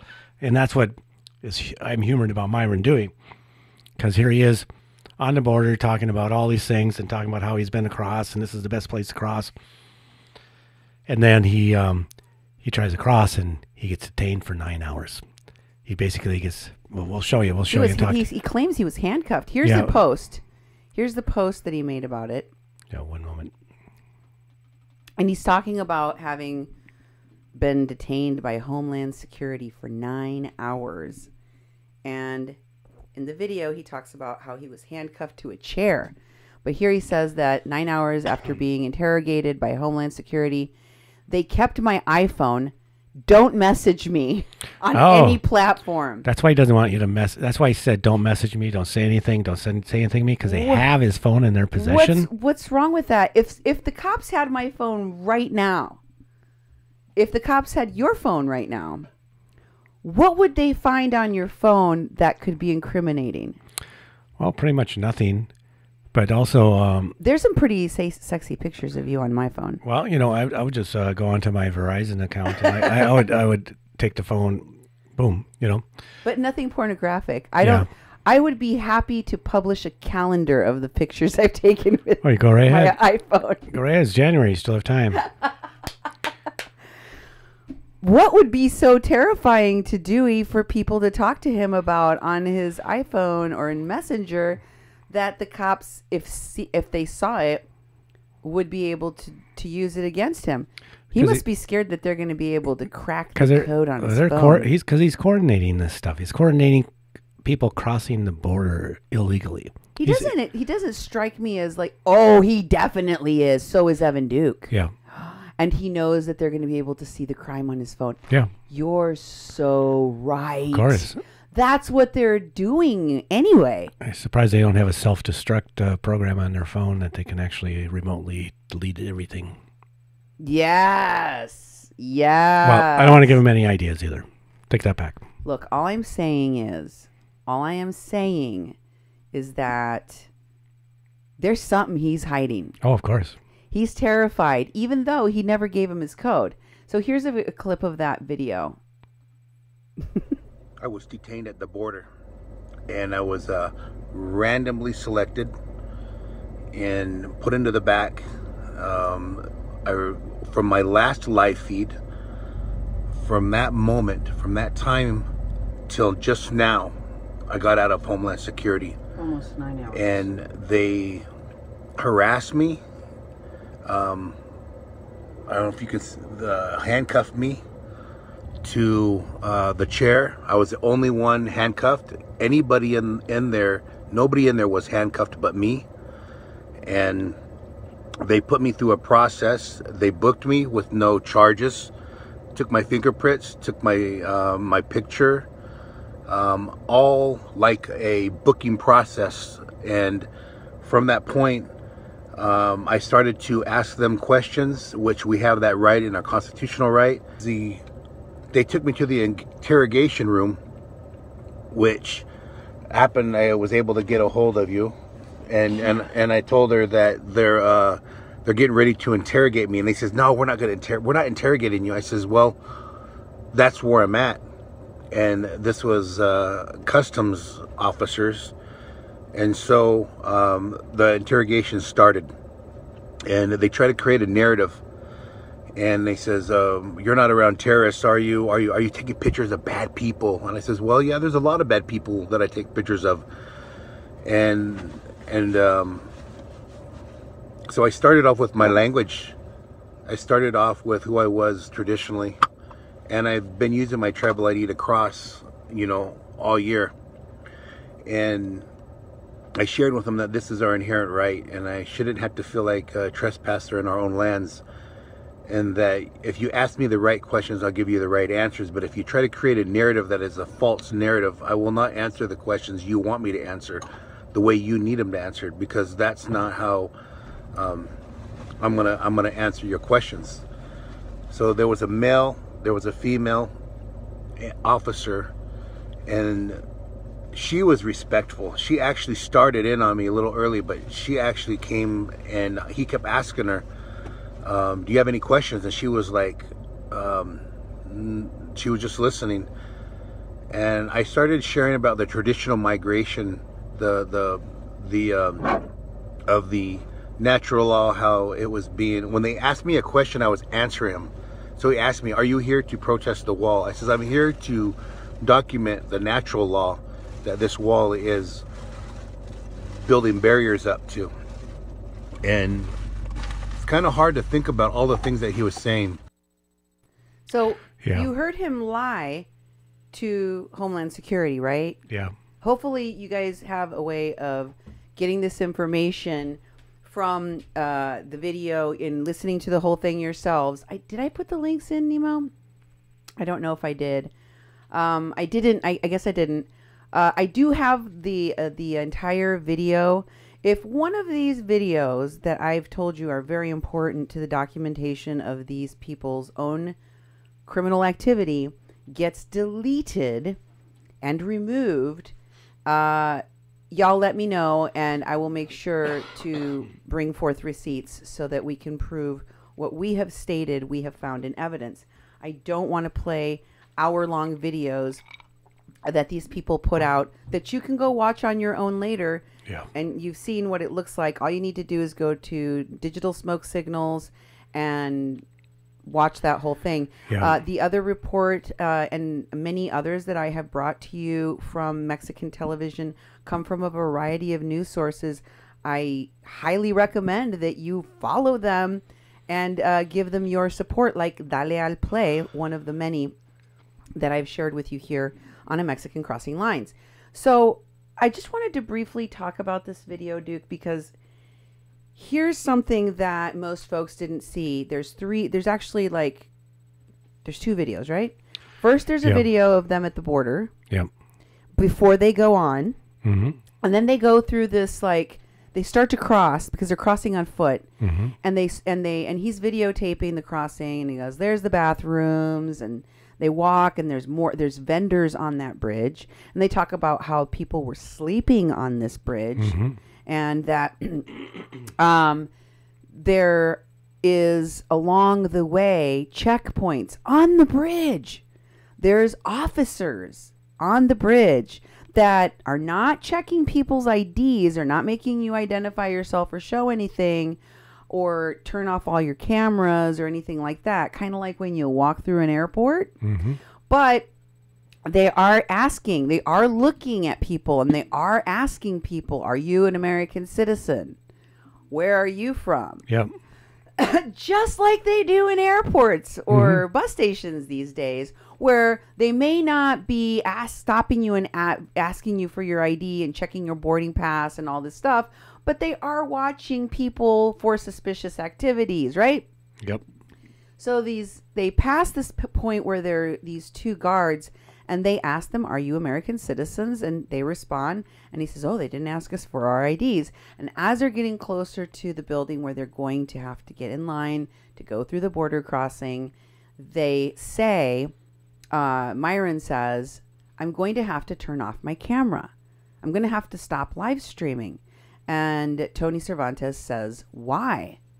This is the same Tony Cervantes that minutes prior in the same video was giving advice about following the law. And she proceeds to tell him, no, don't do that. Leave your camera on. He says, it's against the law. There are signs posted that say you have to turn your cameras off. To which she responds, you should try to keep it on anyhow. Just keep it on. He's like, go ahead and just do what the opposite of what it says to see what will happen. Follow the law, Cervantes, right? So they go into the building, and there are different lines. One for Mexican citizens to go into Mexico. One for non-Americans to go into the United States. One for people that have passports and enhanced border crossings. And he kind of vacillates between which line he's going to get into, and then closes out his live stream, only to come back to tell you he got detained for 9 hours and questioned by Homeland Security. That is different than being just detained. I have crossed that border at different border entry points throughout my life more times than I can remember. I have had every inch of my car searched when we were in an RV. So it took the better part of a day because we packed every little corner of that RV with our crap, because we would go to Mexico for 3 or 4 months sometimes. So I know what kind of delays can occur, and if they're searching through your things, how long it can take. Now, as you know, because you've crossed with me in planes before, when you go through the entry point, they don't just randomly select you, as they say here in the United States. They have a lottery system that's also a form of random selection, but you just push a button, right? Yeah. And if you get the red button, you're the one that has to have their suitcase open and everything combed through. Otherwise, they don't check anything. You just get to go through. All of your bags go through without anybody checking anything. Yeah, but the primary thing they do check is your ID, which in the situations of coming over an international border, it's a requirement to have a passport. You know, the idea that this started it started a long time ago. Actually, it was a conflict between Canada and the United States, because the United States started requiring Canadians to have more enhanced sort of identification to get in the United States. So the Canadians started saying, well, screw you, U.S., we're going to do the same thing to you. So I've been searched going into Canada numerous times, almost every time I went to Canada. I've had my vehicle searched, everything gone through, everything taken out of my vehicle. And I've had the same thing coming back in the United States on the Canadian border. My experience on the Mexican border it has been, because I've always flown. I've never driven, but I've always flown. But in airports, I've been searched, a couple times, or many times I haven't. I think I've probably went over 5 times. So probably 2 times searched, 3 times not searched. But the thing that was crucial was having your visa, having your passport. And I don't like it. I think that, Myron Dewey has a valid point about sovereignty. Sure. But, we could have a philosophical conversation about this. And there's all sorts of court cases and all sorts of attorneys working on sovereignty. But the deal is, if you want to cross an international border, you have to have the proper identification to be able to pass. So one alert that you would have, my advice with it, you don't have the proper identification, you may be held up. And they can hold you. They can not let you back in the United States. You might be sitting there for a lot longer than 9 hours. Mm-hmm. And that can happen. And that's happening to some people right now. They're U.S. citizens, so that have proper identification, because they're doing all sorts of stings on people who might have had midwives when they were born in the United States. Yep. So there's things going on that Texas-United States Mm-hmm. border that's kind of scary to go across. You have to allow for that you may be messed with. Now, I think Myron Dewey has done enough with the stuff in Mexico that he's alerted authorities, because he's been doing some shady stuff, So I think that, and that on top of him trying to posturize and try to have this discussion education moment with people that the education ain't going to make any difference with, because they don't form any policy. They just enforce the policy. For him to sit at the border and try to argue with them and try to educate them about sovereignty, not going to get them in the country any easier, because they are looking at trying to keep people. If you're not supposed to come in, you need to be held. You're going to be held there. You have less rights at that border than you ever have in the country you're trying to enter. It's like this neutral zone of things that you can be messed with. Your rights are potentially so violated in that area. That's really scary. I don't like going through international borders, because I know it's a neutral zone of any sort of rights, because they call the shots because it's on a border. I have a theory about this, Duke. I think there's a reason for everything Dewey has done. Not just here, but in Standing Rock. Dewey was flying drones over closed airspace during a violent clash with police at Standing Rock, and he set precedent about flying drones during these kinds of situations here in North Dakota. Yeah. Now, he's going to the border knowing that he needs a passport and only taking a tribal ID, Mm-hmm. and then walking across this checkpoint and saying to the Mexican-looking guards, what tribe are you from? Oh, yeah, that's right. And of course, they're like, tribe? We're from El Paso. Like, Yeah. What are you talking about, dude? But he's not... He obviously probably doesn't think that they're from a tribe. He wants to see how they identify. The guy that he was talking to that interrogated him from Homeland Security was also a Mexican. And he tries to educate Mexicans about their own indigeneity almost as a razzing, like, you don't even know that you're an Indian, you stupid Mexican. Don't you? You're colonized. Mm-hmm. You're letting yourself be colonized. But it's also a way for them to go, can I get away with this? Can an Indian get away with repeatedly crossing the border with their tribal ID? By making this argument that we should have these extra special rights that the rest of the Americans shouldn't, expect. Well, they have had those rights in the past before Right. they changed the passport laws. And if you're indigenous, you could cross international borders because you're indigenous. He also said he wanted to get IDs. Remember Yeah. he said that in that video? He's like, we need to have some kind of enhanced tribal ID that is allowed by the border crossing so they don't have to get passports. And it's like, I don't know about that. I mean, like I said, we can have a philosophical argument about this. We can have some policy discussions and all that sort of stuff you'd have to have. But there's still the current immigration rules and laws about travel. Yep. If I want to get somewhere in a hurry, I'm not going to argue because I need to get there. Exactly. He's trying on purpose to test what they can do because these are the same people that are trying to cross people over the border, I believe, illegally. I think there's plenty of evidence of Sinclair, Evan, and these people going to the border wall, trying to fling people over the border. So there's evidence of that. They say they're not telling them to do that. They're not helping them to do that. They're not driving them there, even though they are. But, you know, it's like like the Mexicans saying, tira la piedra y esconde la mano. They're the kind of people that like to throw rocks and hide their hands so you don't know who threw it. But they're also, in Myron Dewey's case, navegando con bandera de pendejo. Which means that they're pretending that they're innocuous and stupid, you know, like they're the village idiot. Do you know about the rights of our people to cross everywhere? We shouldn't feel like we're delinquents or anything. All of this is to test what they can get away with. How could an Indian talk to a border crossing agent if they're driving a vehicle and get himself and all of the other brown people in the car that look like Indians over the border without being checked for their citizenship? Yeah, that's right. And especially in the areas where Native Americans have their reservations on either side of the border, like the Comecrudo Carrizo tribe. Huh?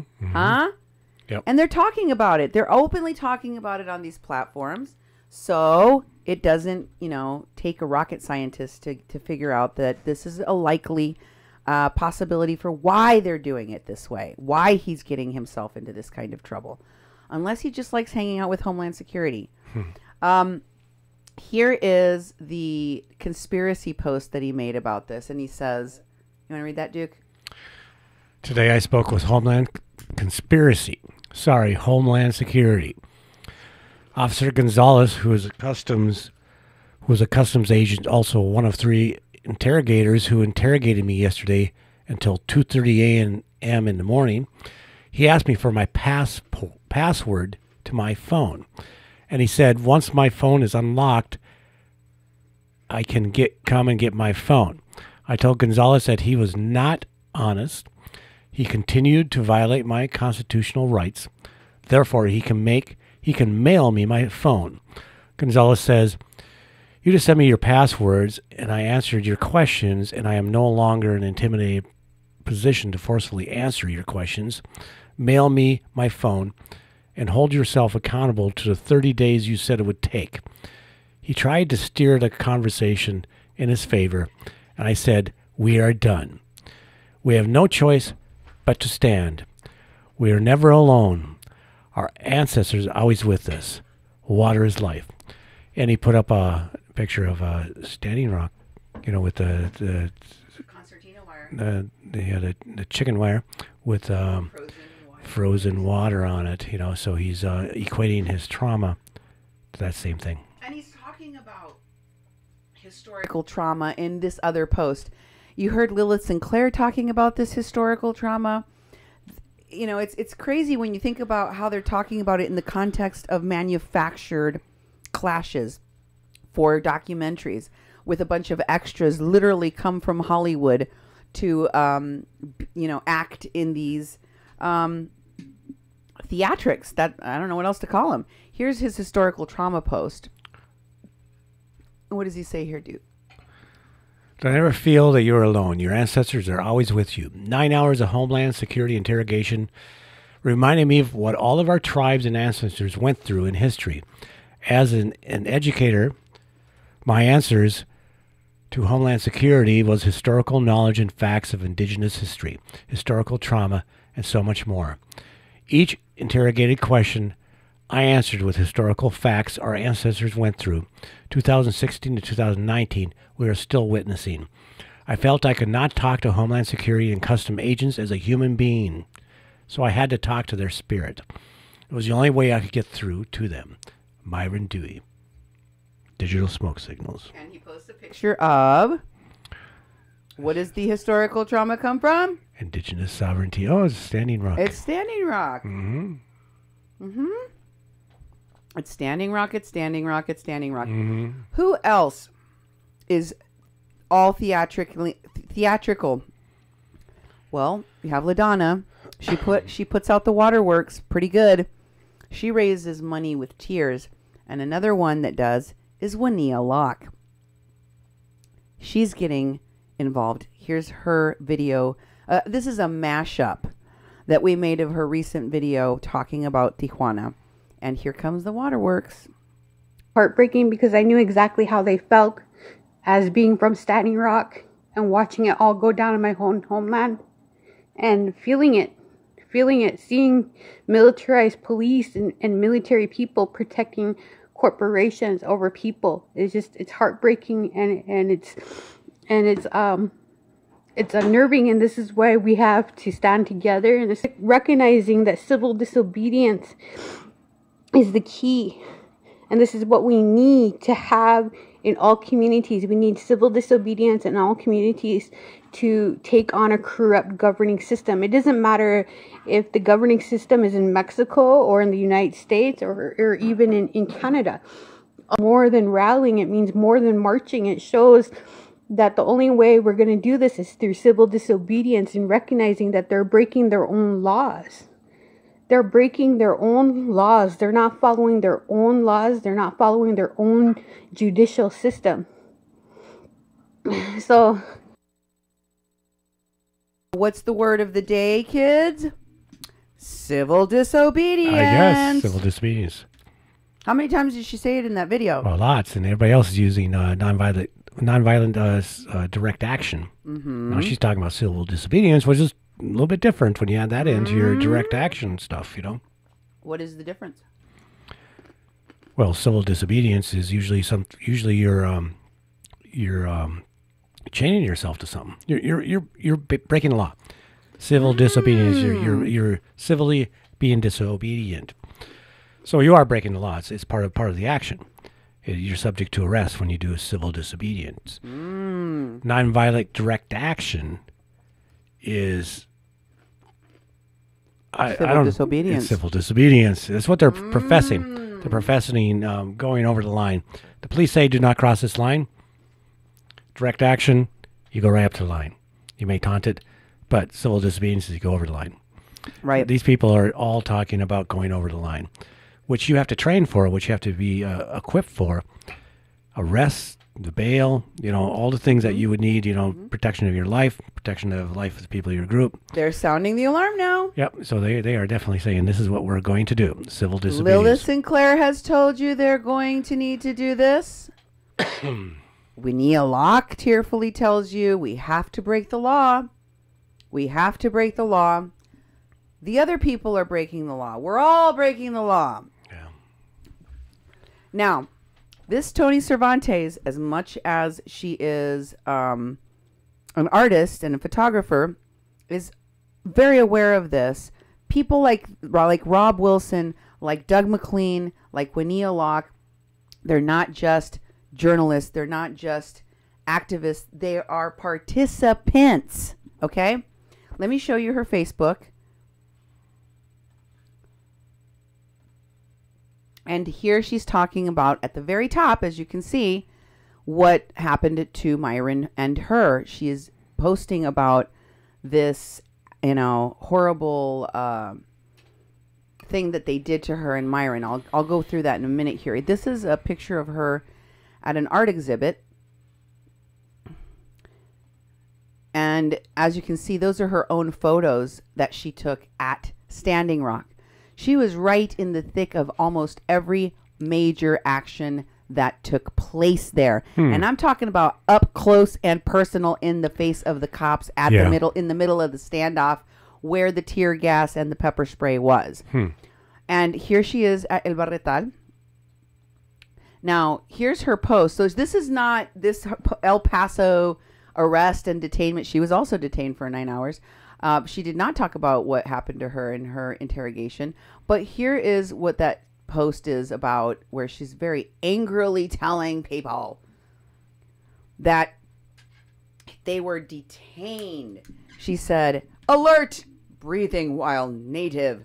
Detained at border in El Paso bridge crossing. Detained, interrogated, rights violated for 9 hours, crossing the border in El Paso with Myron. We made a walking trip across the walk bridge into Ciudad Juarez. Myron was detained and interrogated, searched, handcuffed, and fingerprinted for 9 hours. Every angle of deception and psychological twisting of the facts was used to establish unpatriotic and criminal behavior. In fine, Myron Dewey from... What? We've all come to know and love. He answered every question with a historical reference from an indigenous point of view. His phone was confiscated and the media was combed through for evidence of terrorist activities. Meanwhile, I'm outside in the freezing cold, provided with no information, and threatened with being removed from the property for making inquiries. I'm outside in a seedy part of town in the dark alone, not knowing when or if he would be released or held on trumped-up charges. I contacted my Standing Rock lawyer, who put me in touch with another water protector lawyer who was in New Zealand. Has her Standing Rock lawyer? And the other one was in New Zealand at the time and offered some advice.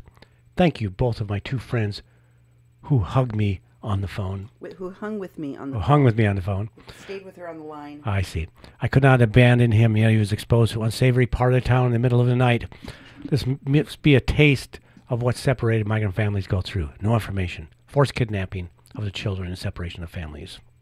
Forced kidnapping? Oh, she's talking about what happened to the kids in cages. Yeah. She's equating that to what just happened to Myron Dewey and her? Yep, she is. Wow, She is. that's it's the same thing. That's some moxie. Then she said, Myron witnessed migrants lying on the floor, sick with fever, and no medical assistance. I saw a mother and a child wheeled out on a gurney into an ambulance with obvious critical distress. He also heard unkind and brutal interrogation of migrant mothers and families using vulgar, degrading language. When asked if he had witnessed any kidnappings in Mexico, Myron answered with 500 years of terrorism against Native Americans, the Relocation Act, and the residential boarding school system that legalized kidnapping of Native children and separation of families. This is America, my friends. Psychological warfare, violation of constitutional rights, intimidation and coercion, in a Trump-filled world of hate and suspicion of people of color. Be alert. One day the chickens will come home to roost. Holy crap. What's that supposed to mean? I don't know. Oh my goodness. Well, I don't know exactly what she means by come to roost, but I think I have some theories based on her postings. Here's something she posted about the Annunciation House in El Paso. So they were definitely there. And, you know, she always gives herself photo credit because she's a photographer. Yep. Here's her posts from pictures she took at an Antifa rally. Why, yes, she's connected to Antifa and covers them. What does it say in the caption with her post? How does she refer to these folks? Antifa activist. Activist, you don't say. Yep. And so here we have an arrest being photographed. Mm-hmm. She's up close and personal, as you can very much. see. Here's Antifa flag she took a picture of. So she's right in the thick of, and obviously, they're promoting their activities in a positive light. Mm-hmm. Here is an event that she went to. If you'd like to read it, it's about a movie called A Private War. I think she really saw herself in this character. Run and see this movie, a true story of a madly passionate war correspondent. A war correspondent? Yeah, she's a war correspondent that covers wars? Just saw a screening with Q&A afterwards with director, producer, writer. Rosalind is brilliant. The film is riveting. Well done. She is just nominated for Best Actress in a Golden Globe.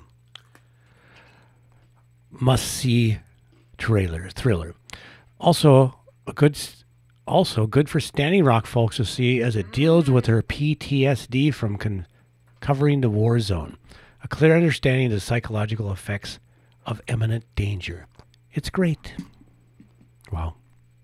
Do you see? Yeah. And I'm not guessing here at what she thinks about how somebody photographing what happened at Standing Rock is equivalent to being a war correspondent because she clearly makes the delineation herself. Yeah, she says it right there. Oh, yeah. She writes it out. Mm-hmm. So here is her thoughts about the freedom of the press. And she talks about her arrest there from Standing Rock. So she was arrested as part of the press. Okay. She was one of the people that says she was put into dog kennels. Oh, I see. Her case was dismissed with prejudice, meaning it can't be brought back. Wow. On 4/30/18, and she is proud of that. Yeah. And next, you can see that she posts the same picture, and she says this about her arrest. Could you please read that for me real quick? I can try. No freedom of the press, that's Sadie Cohen in Standing Rock. These are the boxer shorts I mooned the police officers with when they made me take off my jeans and toss me into a large dog kennel, barefooted, wet and muddy and cold, with only thin leg stockings and a t-shirt. 25-degree North Dakota Arctic winds blew into the kennel area every time the metal door opened from the outside. I lowered my jeans as instructed, real slow, and did a little bit of twerk with my ass as I peered over my shoulder to watch their reaction. Even they had a big laugh and had some fun. Sometimes a little levity is nice to break the tension and humanize us all. However, in a case they missed, the huge press stenciled on my poncho and fluorescent vest, they sure got the message when I shook my flush tush at them. Sadly, the First Amendment of right of freedom of the press no longer applies in America. Hang on to your shorts, my friends. It's going to be a bumpy ride. There is this thing where they all have this exaggerated sense of what's really going on. Mm-hmm. And at the same time, it's all almost surreal. It's not even like that much of a threat. They're somehow still ordering pizzas as they're locked down inside the warehouse. Yeah, really. Still twerking at and mooning the police with a big marker thing that says, freedom of the press on her underwear. Yeah. Which she presumably did a magic trick to hide a marker and get him on right as she was going to take him off. Yeah, who knows? Or she did that beforehand knowing that she was going to get arrested. I think it was pre-planned. So here's her post picture about the people at Standing Rock that did the marketing, the visuals connected to IP3 that did all of those screen prints. Oh, yeah. They've got those for the Tijuana thing. They've got T-shirts. They got the same screen printing artist. They have all of the different elements you need to pull off a massive campaign like this. Here's the powerful contacts that she talks about having. And a lot of different people lose things, get arrested. But Tony has the powerful contacts to get out of things that most other people can't. Like the person that we helped, Kathleen Bennett, and her mom, which Tony Cervantes and other people working with her didn't give a flip about and left to die. One to die in a hospital, another one to rot in a jail for things that they helped blame her for. And she knows exactly what happened. Tony Cervantes, I'm sure, knows exactly what happened to Kathleen Bennett. Oh, yeah. Because she was hanging out with Mulaney Stoneman, Myron Dewey, and the Kingpin. Christina Hollenbeck. That's correct. So she says here, she got her gear back. Her gear was confiscated by the Morton County Police when she got arrested. Yeah. She said, a personal big hug of gratitude goes out to Samuel Bayer, Kathy Carlton, and Dr. what? Dr. Matt Olivia. Here, I'll make it bigger. For standing up for me and for offering their help to lean on an organization mindlessly bent on obstructing a journalist's First Amendment rights. I also thank Kevin Kemper for getting the ball rolling with NAJA. And she says, a quick note. There are so many water protectors who had their gear confiscated and it hasn't been returned. Some have had theirs held since September and October. This is a travesty. I was very lucky to have powerful people willing to put pressure on Morton County, even if they don't have the years of experience and the powerful contacts I have. There's no reason for them to be treated differently. Please contact Morton County Sheriff's Department and ask for Captain Grubel, the same person that was assigned to the Kathleen Bennett case. Mm-hmm. Captain Grubel was the person that Bill Runningfisher initially talked to. Yeah, he was in contact with Tiger Swan, too.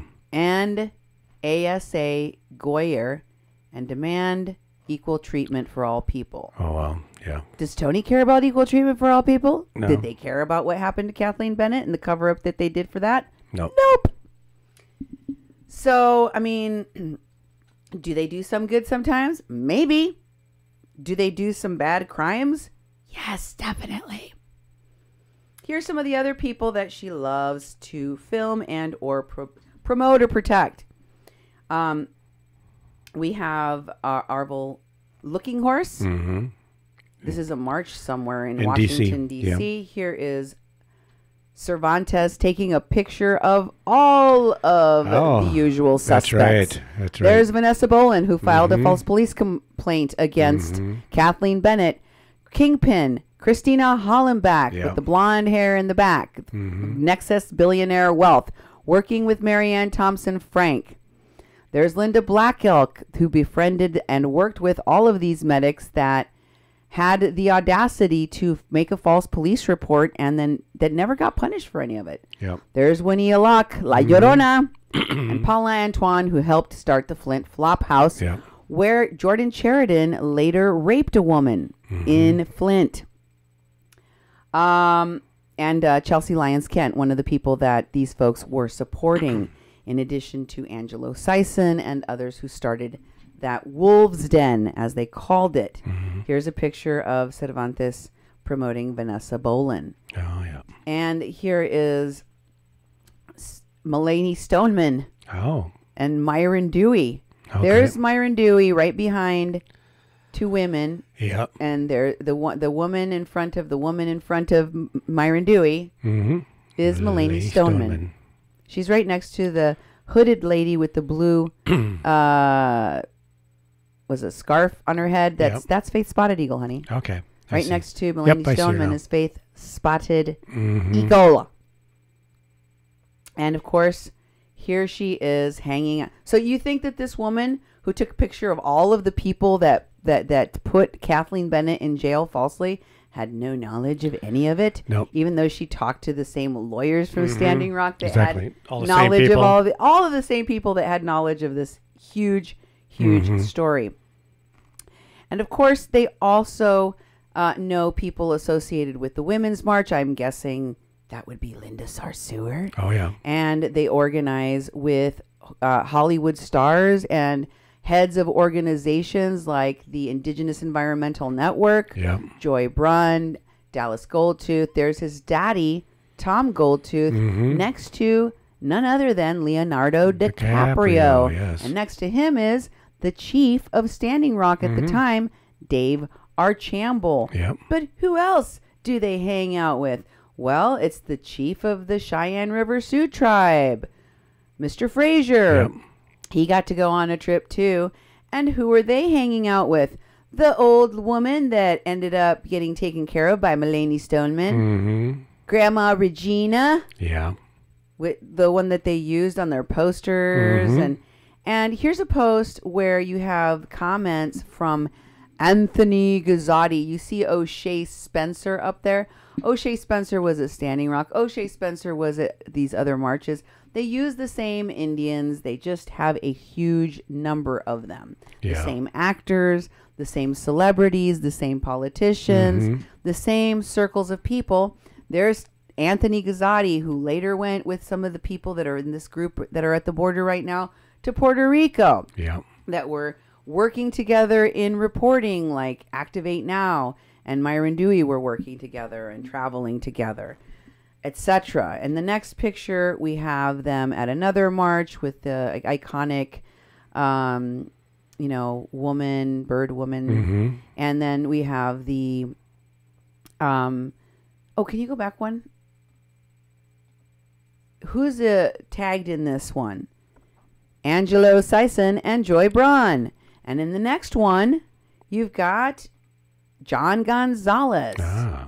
And there's a guy named Paul Freeman and Timmery Turner with Tony. And then the next one, you've got Candy Mossett of the Indigenous Environmental Network. And in the next one, you've got John Gonzalez. And look, we've come back full circle all the way to Tijuana again. We have. There's Doug McLean. Yeah. And then there is Kei Kurimoto, who are currently with the people in Tijuana. Yeah. And next, you've got Myron Dewey. This is back from in Standing Rock when she was promoting him. This isn't her first rodeo with Myron Dewey going out, photographing him, telling his story, making him into some kind of folk hero. And then next, you've got I think this is in Flint, Michigan. Actually, it looks like it may be, but it says Gunny Kai and me in Indian Lake, New York. In the morning, after a few days of catching up since Standing Rock and laughing, great fun to be with my sisters. These people have a long history of working and traveling and organizing and all of this stuff with each other. Yeah. Remember, this isn't just a job, it's a family, and they move together. They protect each other, they hide each other's crimes, they fundraise for fake gunshot wounds. It doesn't matter. They cover up rapes. They're okay with promoting people that have a history of sexual perversion with children and raping women. It's fine. Here's Kurimoto in the Blue Mountains with her.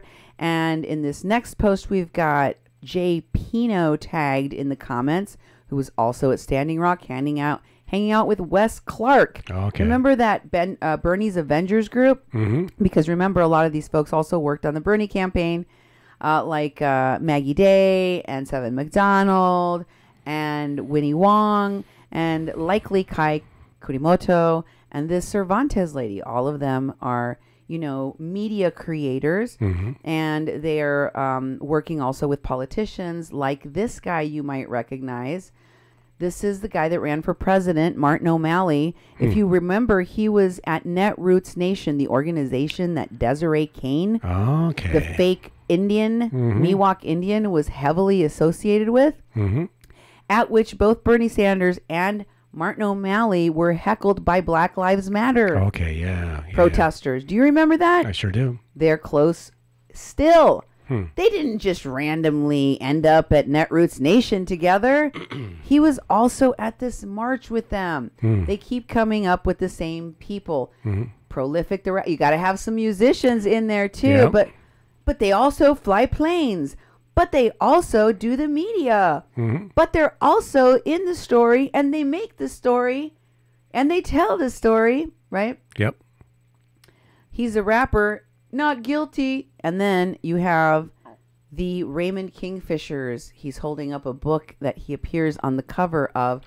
Probably one of his proudest moments. Raymond Kingfisher was one of those people out in Washington, D.C., where Tina Pugliese and Ed Higgins and all the Ban Exit guy, Tim Schwartz and Doug McLean and all of those people ended up. And of course, you can't forget about Susie. She went to D.C. Oh, you missed Red Wolf. Red Pope. Red Wolf How Pope. could I forget rapist, fake Indian, Red Wolf Pope? Because they didn't just take him to Standing Rock. Wes wasn't just parading him around.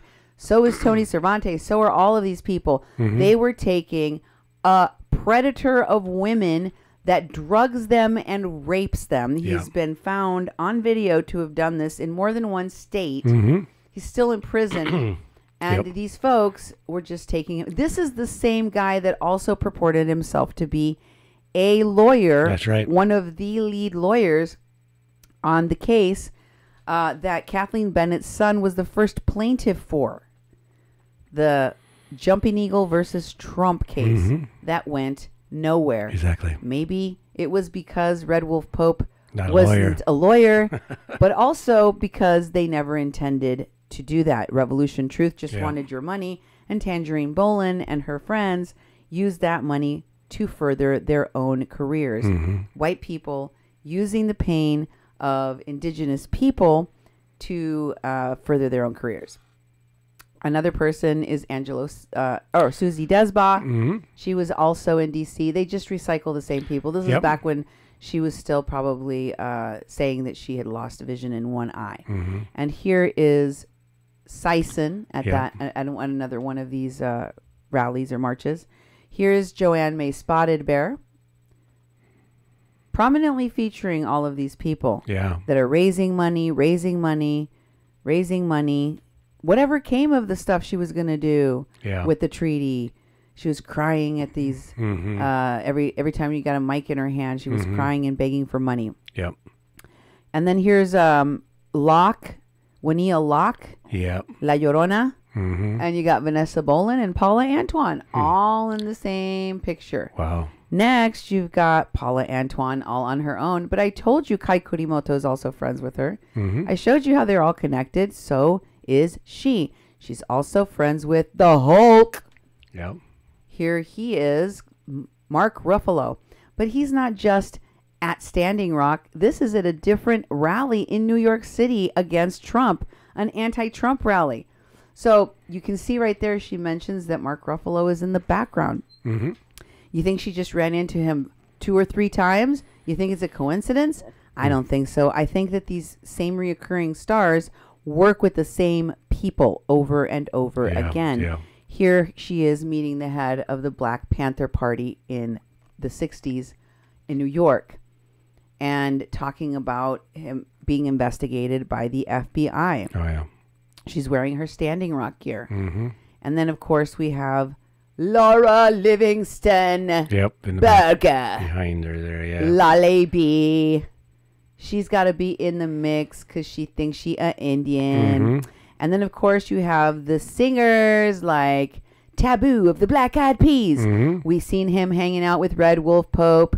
You've seen all of these folks over and over. Here's an actor. Here's Wes Studi. And, you know, here we have some of the other people that she featured at Standing Rock. This is her Standing Rock pictures. Some of the Standing Rock pictures. Here's one that she took of, remember the guy in the blue shirt that I showed you was with Kei Kurimoto in Flint, Michigan with the picture that they took and he was all the way to the right. There he is. Wow. There's Dan Nimkin, the guy that went and sold Ceremony at Burning Man. He appears in a lot of her pictures and he also goes to a lot of these marches because he's got the right, you know, regalia and he sells the right image for these people astroturfing. Here's Cervantes taking a picture of a standoff at the last child camp. Here, you know that was a setup that Chase Iron Eyes got a lot of people arrested for. Here's a post that she, you know, pictures that she was taking in camp. Here's a picture of that she took of Evan Duke. Evan Duke today started peddling a GoFundMe. Just today, Boots on the ground. calling himself a veteran. I had never seen any evidence that he was a veteran, and he had never heretofore called himself. He said he came with the veterans, and almost every article that mentioned him said he came with the veterans, but it didn't say he was a veteran until today. In that new GoFundMe, he says he's a National Guard vet. I see. Is that just harder to maybe check? He's joined up since Standing Rock. Who knows? Oh, yeah, and quit all in the same day. And of course, probably just like Benji Winderweedle, he is flying the flag upside down. Maybe that's Benji Winderweedle's flag. Maybe Benji Winderweedle is nearby. We know he was friends with all of these phonies. The men's rights advocate that attacked judges in YouTube videos that had 2 or 3 different restraining orders against him by his wife. Evan is known to be one of those heavy drinkers that can never drive anywhere because he tends to be drunk and has had numerous violent crimes that he has, like, you know, assault, things like that, that he has been accused of. And Yet he and his violent BAM affiliated Antifa and anarchist groups are continuing to be put front and center in the leadership of issues that have to do with sensitive and vulnerable people like migrants in the migrant caravan. I know that he's not Indian. He may now be claiming to be a veteran, but he is not an Indian. He is not indigenous. He's certainly not Mexican, Central American, and he shouldn't be at the forefront of anything like that. Exactly. Here's Cervantes promoting LaDonna. She took lots of pictures of LaDonna and Joy. And here is LaDonna's possibly soon-to-be daughter-in-law, Stephanie Big Eagle. She's been dating LaDonna's son. She appeared in some of those videos that we showed more recently of all of them congregating again together here in Bismarck. Here is Stephanie Big Eagle with, you know him, Ernesto Burbank. That's right. You see how they promote all of the same people that we saw interviewing with the Kathleen Bennett case. Here's another picture of Burbank with his face covered. And here he is at Standing Rock. There's Burbank at Standing Rock.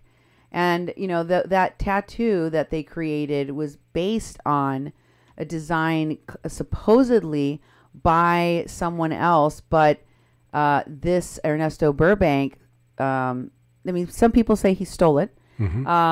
And he's accused on various social media platforms of having stolen the tattoo and then having been the one to apply it to a variety of different people. But a lot of these phonies that joined this big family, this network, got that tattooed on their body. Holyoke Lafferty is the person that was dating Angelo Sison, that was getting into all the missing and murdered Indigenous woman, that was working closely with the kidnapper and false reporter Mulaney Stoneman, the woman that nearly killed Mary Trujillo. Lafferty was right by her side, promoting her, helping her, continued to, even after all of the allegations and everything that was said about what she did. Here they are at the Last Child camp standoff, and you see the post there where Cervantes says that there was a peaceful standoff. Photo copyright. Here is again another picture of Mark Ruffalo. Oh, yeah. She's in tight with, she can get right in there. Right there. With all of these actors and actresses. She's not just at the right place at the right time. She is part of the plan. Okay? And here he is taking photos of Jesse Jackson with Mark Ruffalo. Same group of people that we saw being featured by the rest of the PR groups like Maggie, like Seven McDonald, like Winnie Wong. All these folks are managed by the same group of people. Here's Angry Bird. And of course, you see tagged there in one of the comments, Mike Fassig, Cody Bighorn, Jerica Tamarin Menditz, which was one of those hangers-on, like Mike Fassig, like Angry Bird. And of course, one of the other people that made false claims against false police reports that were used to charge and keep a woman in jail for 6 months, Messiah and Sweetgrass. Yes, she was with Olive. They were with the two, Olive Bias. They were with the Two Spirit Camp. We also have Kai Kurimoto in face paint. Wow. Who knew? She went there. She was like, you know what? When in Rome. Yep, exactly.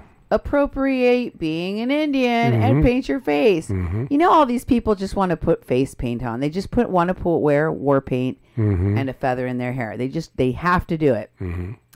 And here she is taking pictures of that same guy that she ran into at that march, O'Shea Spencer, that I pointed out to you. Yep. And then, of course, there's Jerica, the person that was hanging out with Mike Fassig all the time. Oh, yeah. Remember, Mike Fassig's son they're apparently accused of dealing drugs, pimping out women, stealing money. And, of course, as you know, Mike's son was recently convicted for kidnapping and of violence, aggravated assault and rape. And I thought, who is that white-looking lady next to Jerica, who's also a white lady? But who's that white lady in the hat that looks like she's on safari? Yeah. And she looks so familiar. Well, she's none other than Kai Kurimoto's friend that was featured in the picture I showed you when we were going through Kurimoto's stuff. Here she is in the middle, right there in the blue eyes, next to Tina Pugliese. It's her. Wow. Her name is Maya Rose Burko. These are her sisters. See how it just keeps going and going and going. And here's Cervantes taking a picture of all the people that were outside of the courthouse. Remember Olive Bias was out there? Remember all those people were out there? Yep. Even Ed Higgins is in this picture. Yeah. Wow. So that's, these people they have continued to support. They have continued, including the people in Hollywood that they could be funding all of this, but instead they make taxpayers and people in the community get involved. Not just because they want your money, but because they need it to make it seem like it's organic. Like all of those women wearing pink pussy hats weren't, manufactured. They were homegrown. Here's some of the other connections that they have. This is the guy that was raping minor children, Frank Archambault. He was put in the head of security of one of the sections of camp. And, we showed you that there was Archie Foolbear, who was involved in closing the camps. He was managing government in that area even after he was accused of rape. I showed you he was convicted shortly after the camps closed in April. And I think his wife also got some kind of, she lost her job as a teacher. And the hits just keep on coming. More and more of these people just kind of fall off the wagon, eventually are found out to be what they are. But they are connected to a lot of power, political and otherwise. Here is none other than Robert F. Kennedy. Robert F. Kennedy is associated with environmental causes and issues. Here you have the, tag. So it's not just a picture she took randomly of him. She's friends with him. Yeah. And she tagged him. And here's pictures that she took of Native Americans with their faces covered. Here's another one of Burbank. And here is another one of Susie Desba. These are frequent, people that she's continually with and taking pictures of over and over and over and over again. Here's the yurt she stayed in. Look familiar? Yeah. It's the same one that Lolly B was coming out of in that picture I showed of her. And of course, you can't forget the veterans associated with Evan Duke and Wes Clark Jr. and General Wesley Clark. You got to throw them into the mix. Yep. Maggie Day's sister and Maggie both were working for a variety of veterans organizations, nonprofits, including some of the ones that showed up at this event.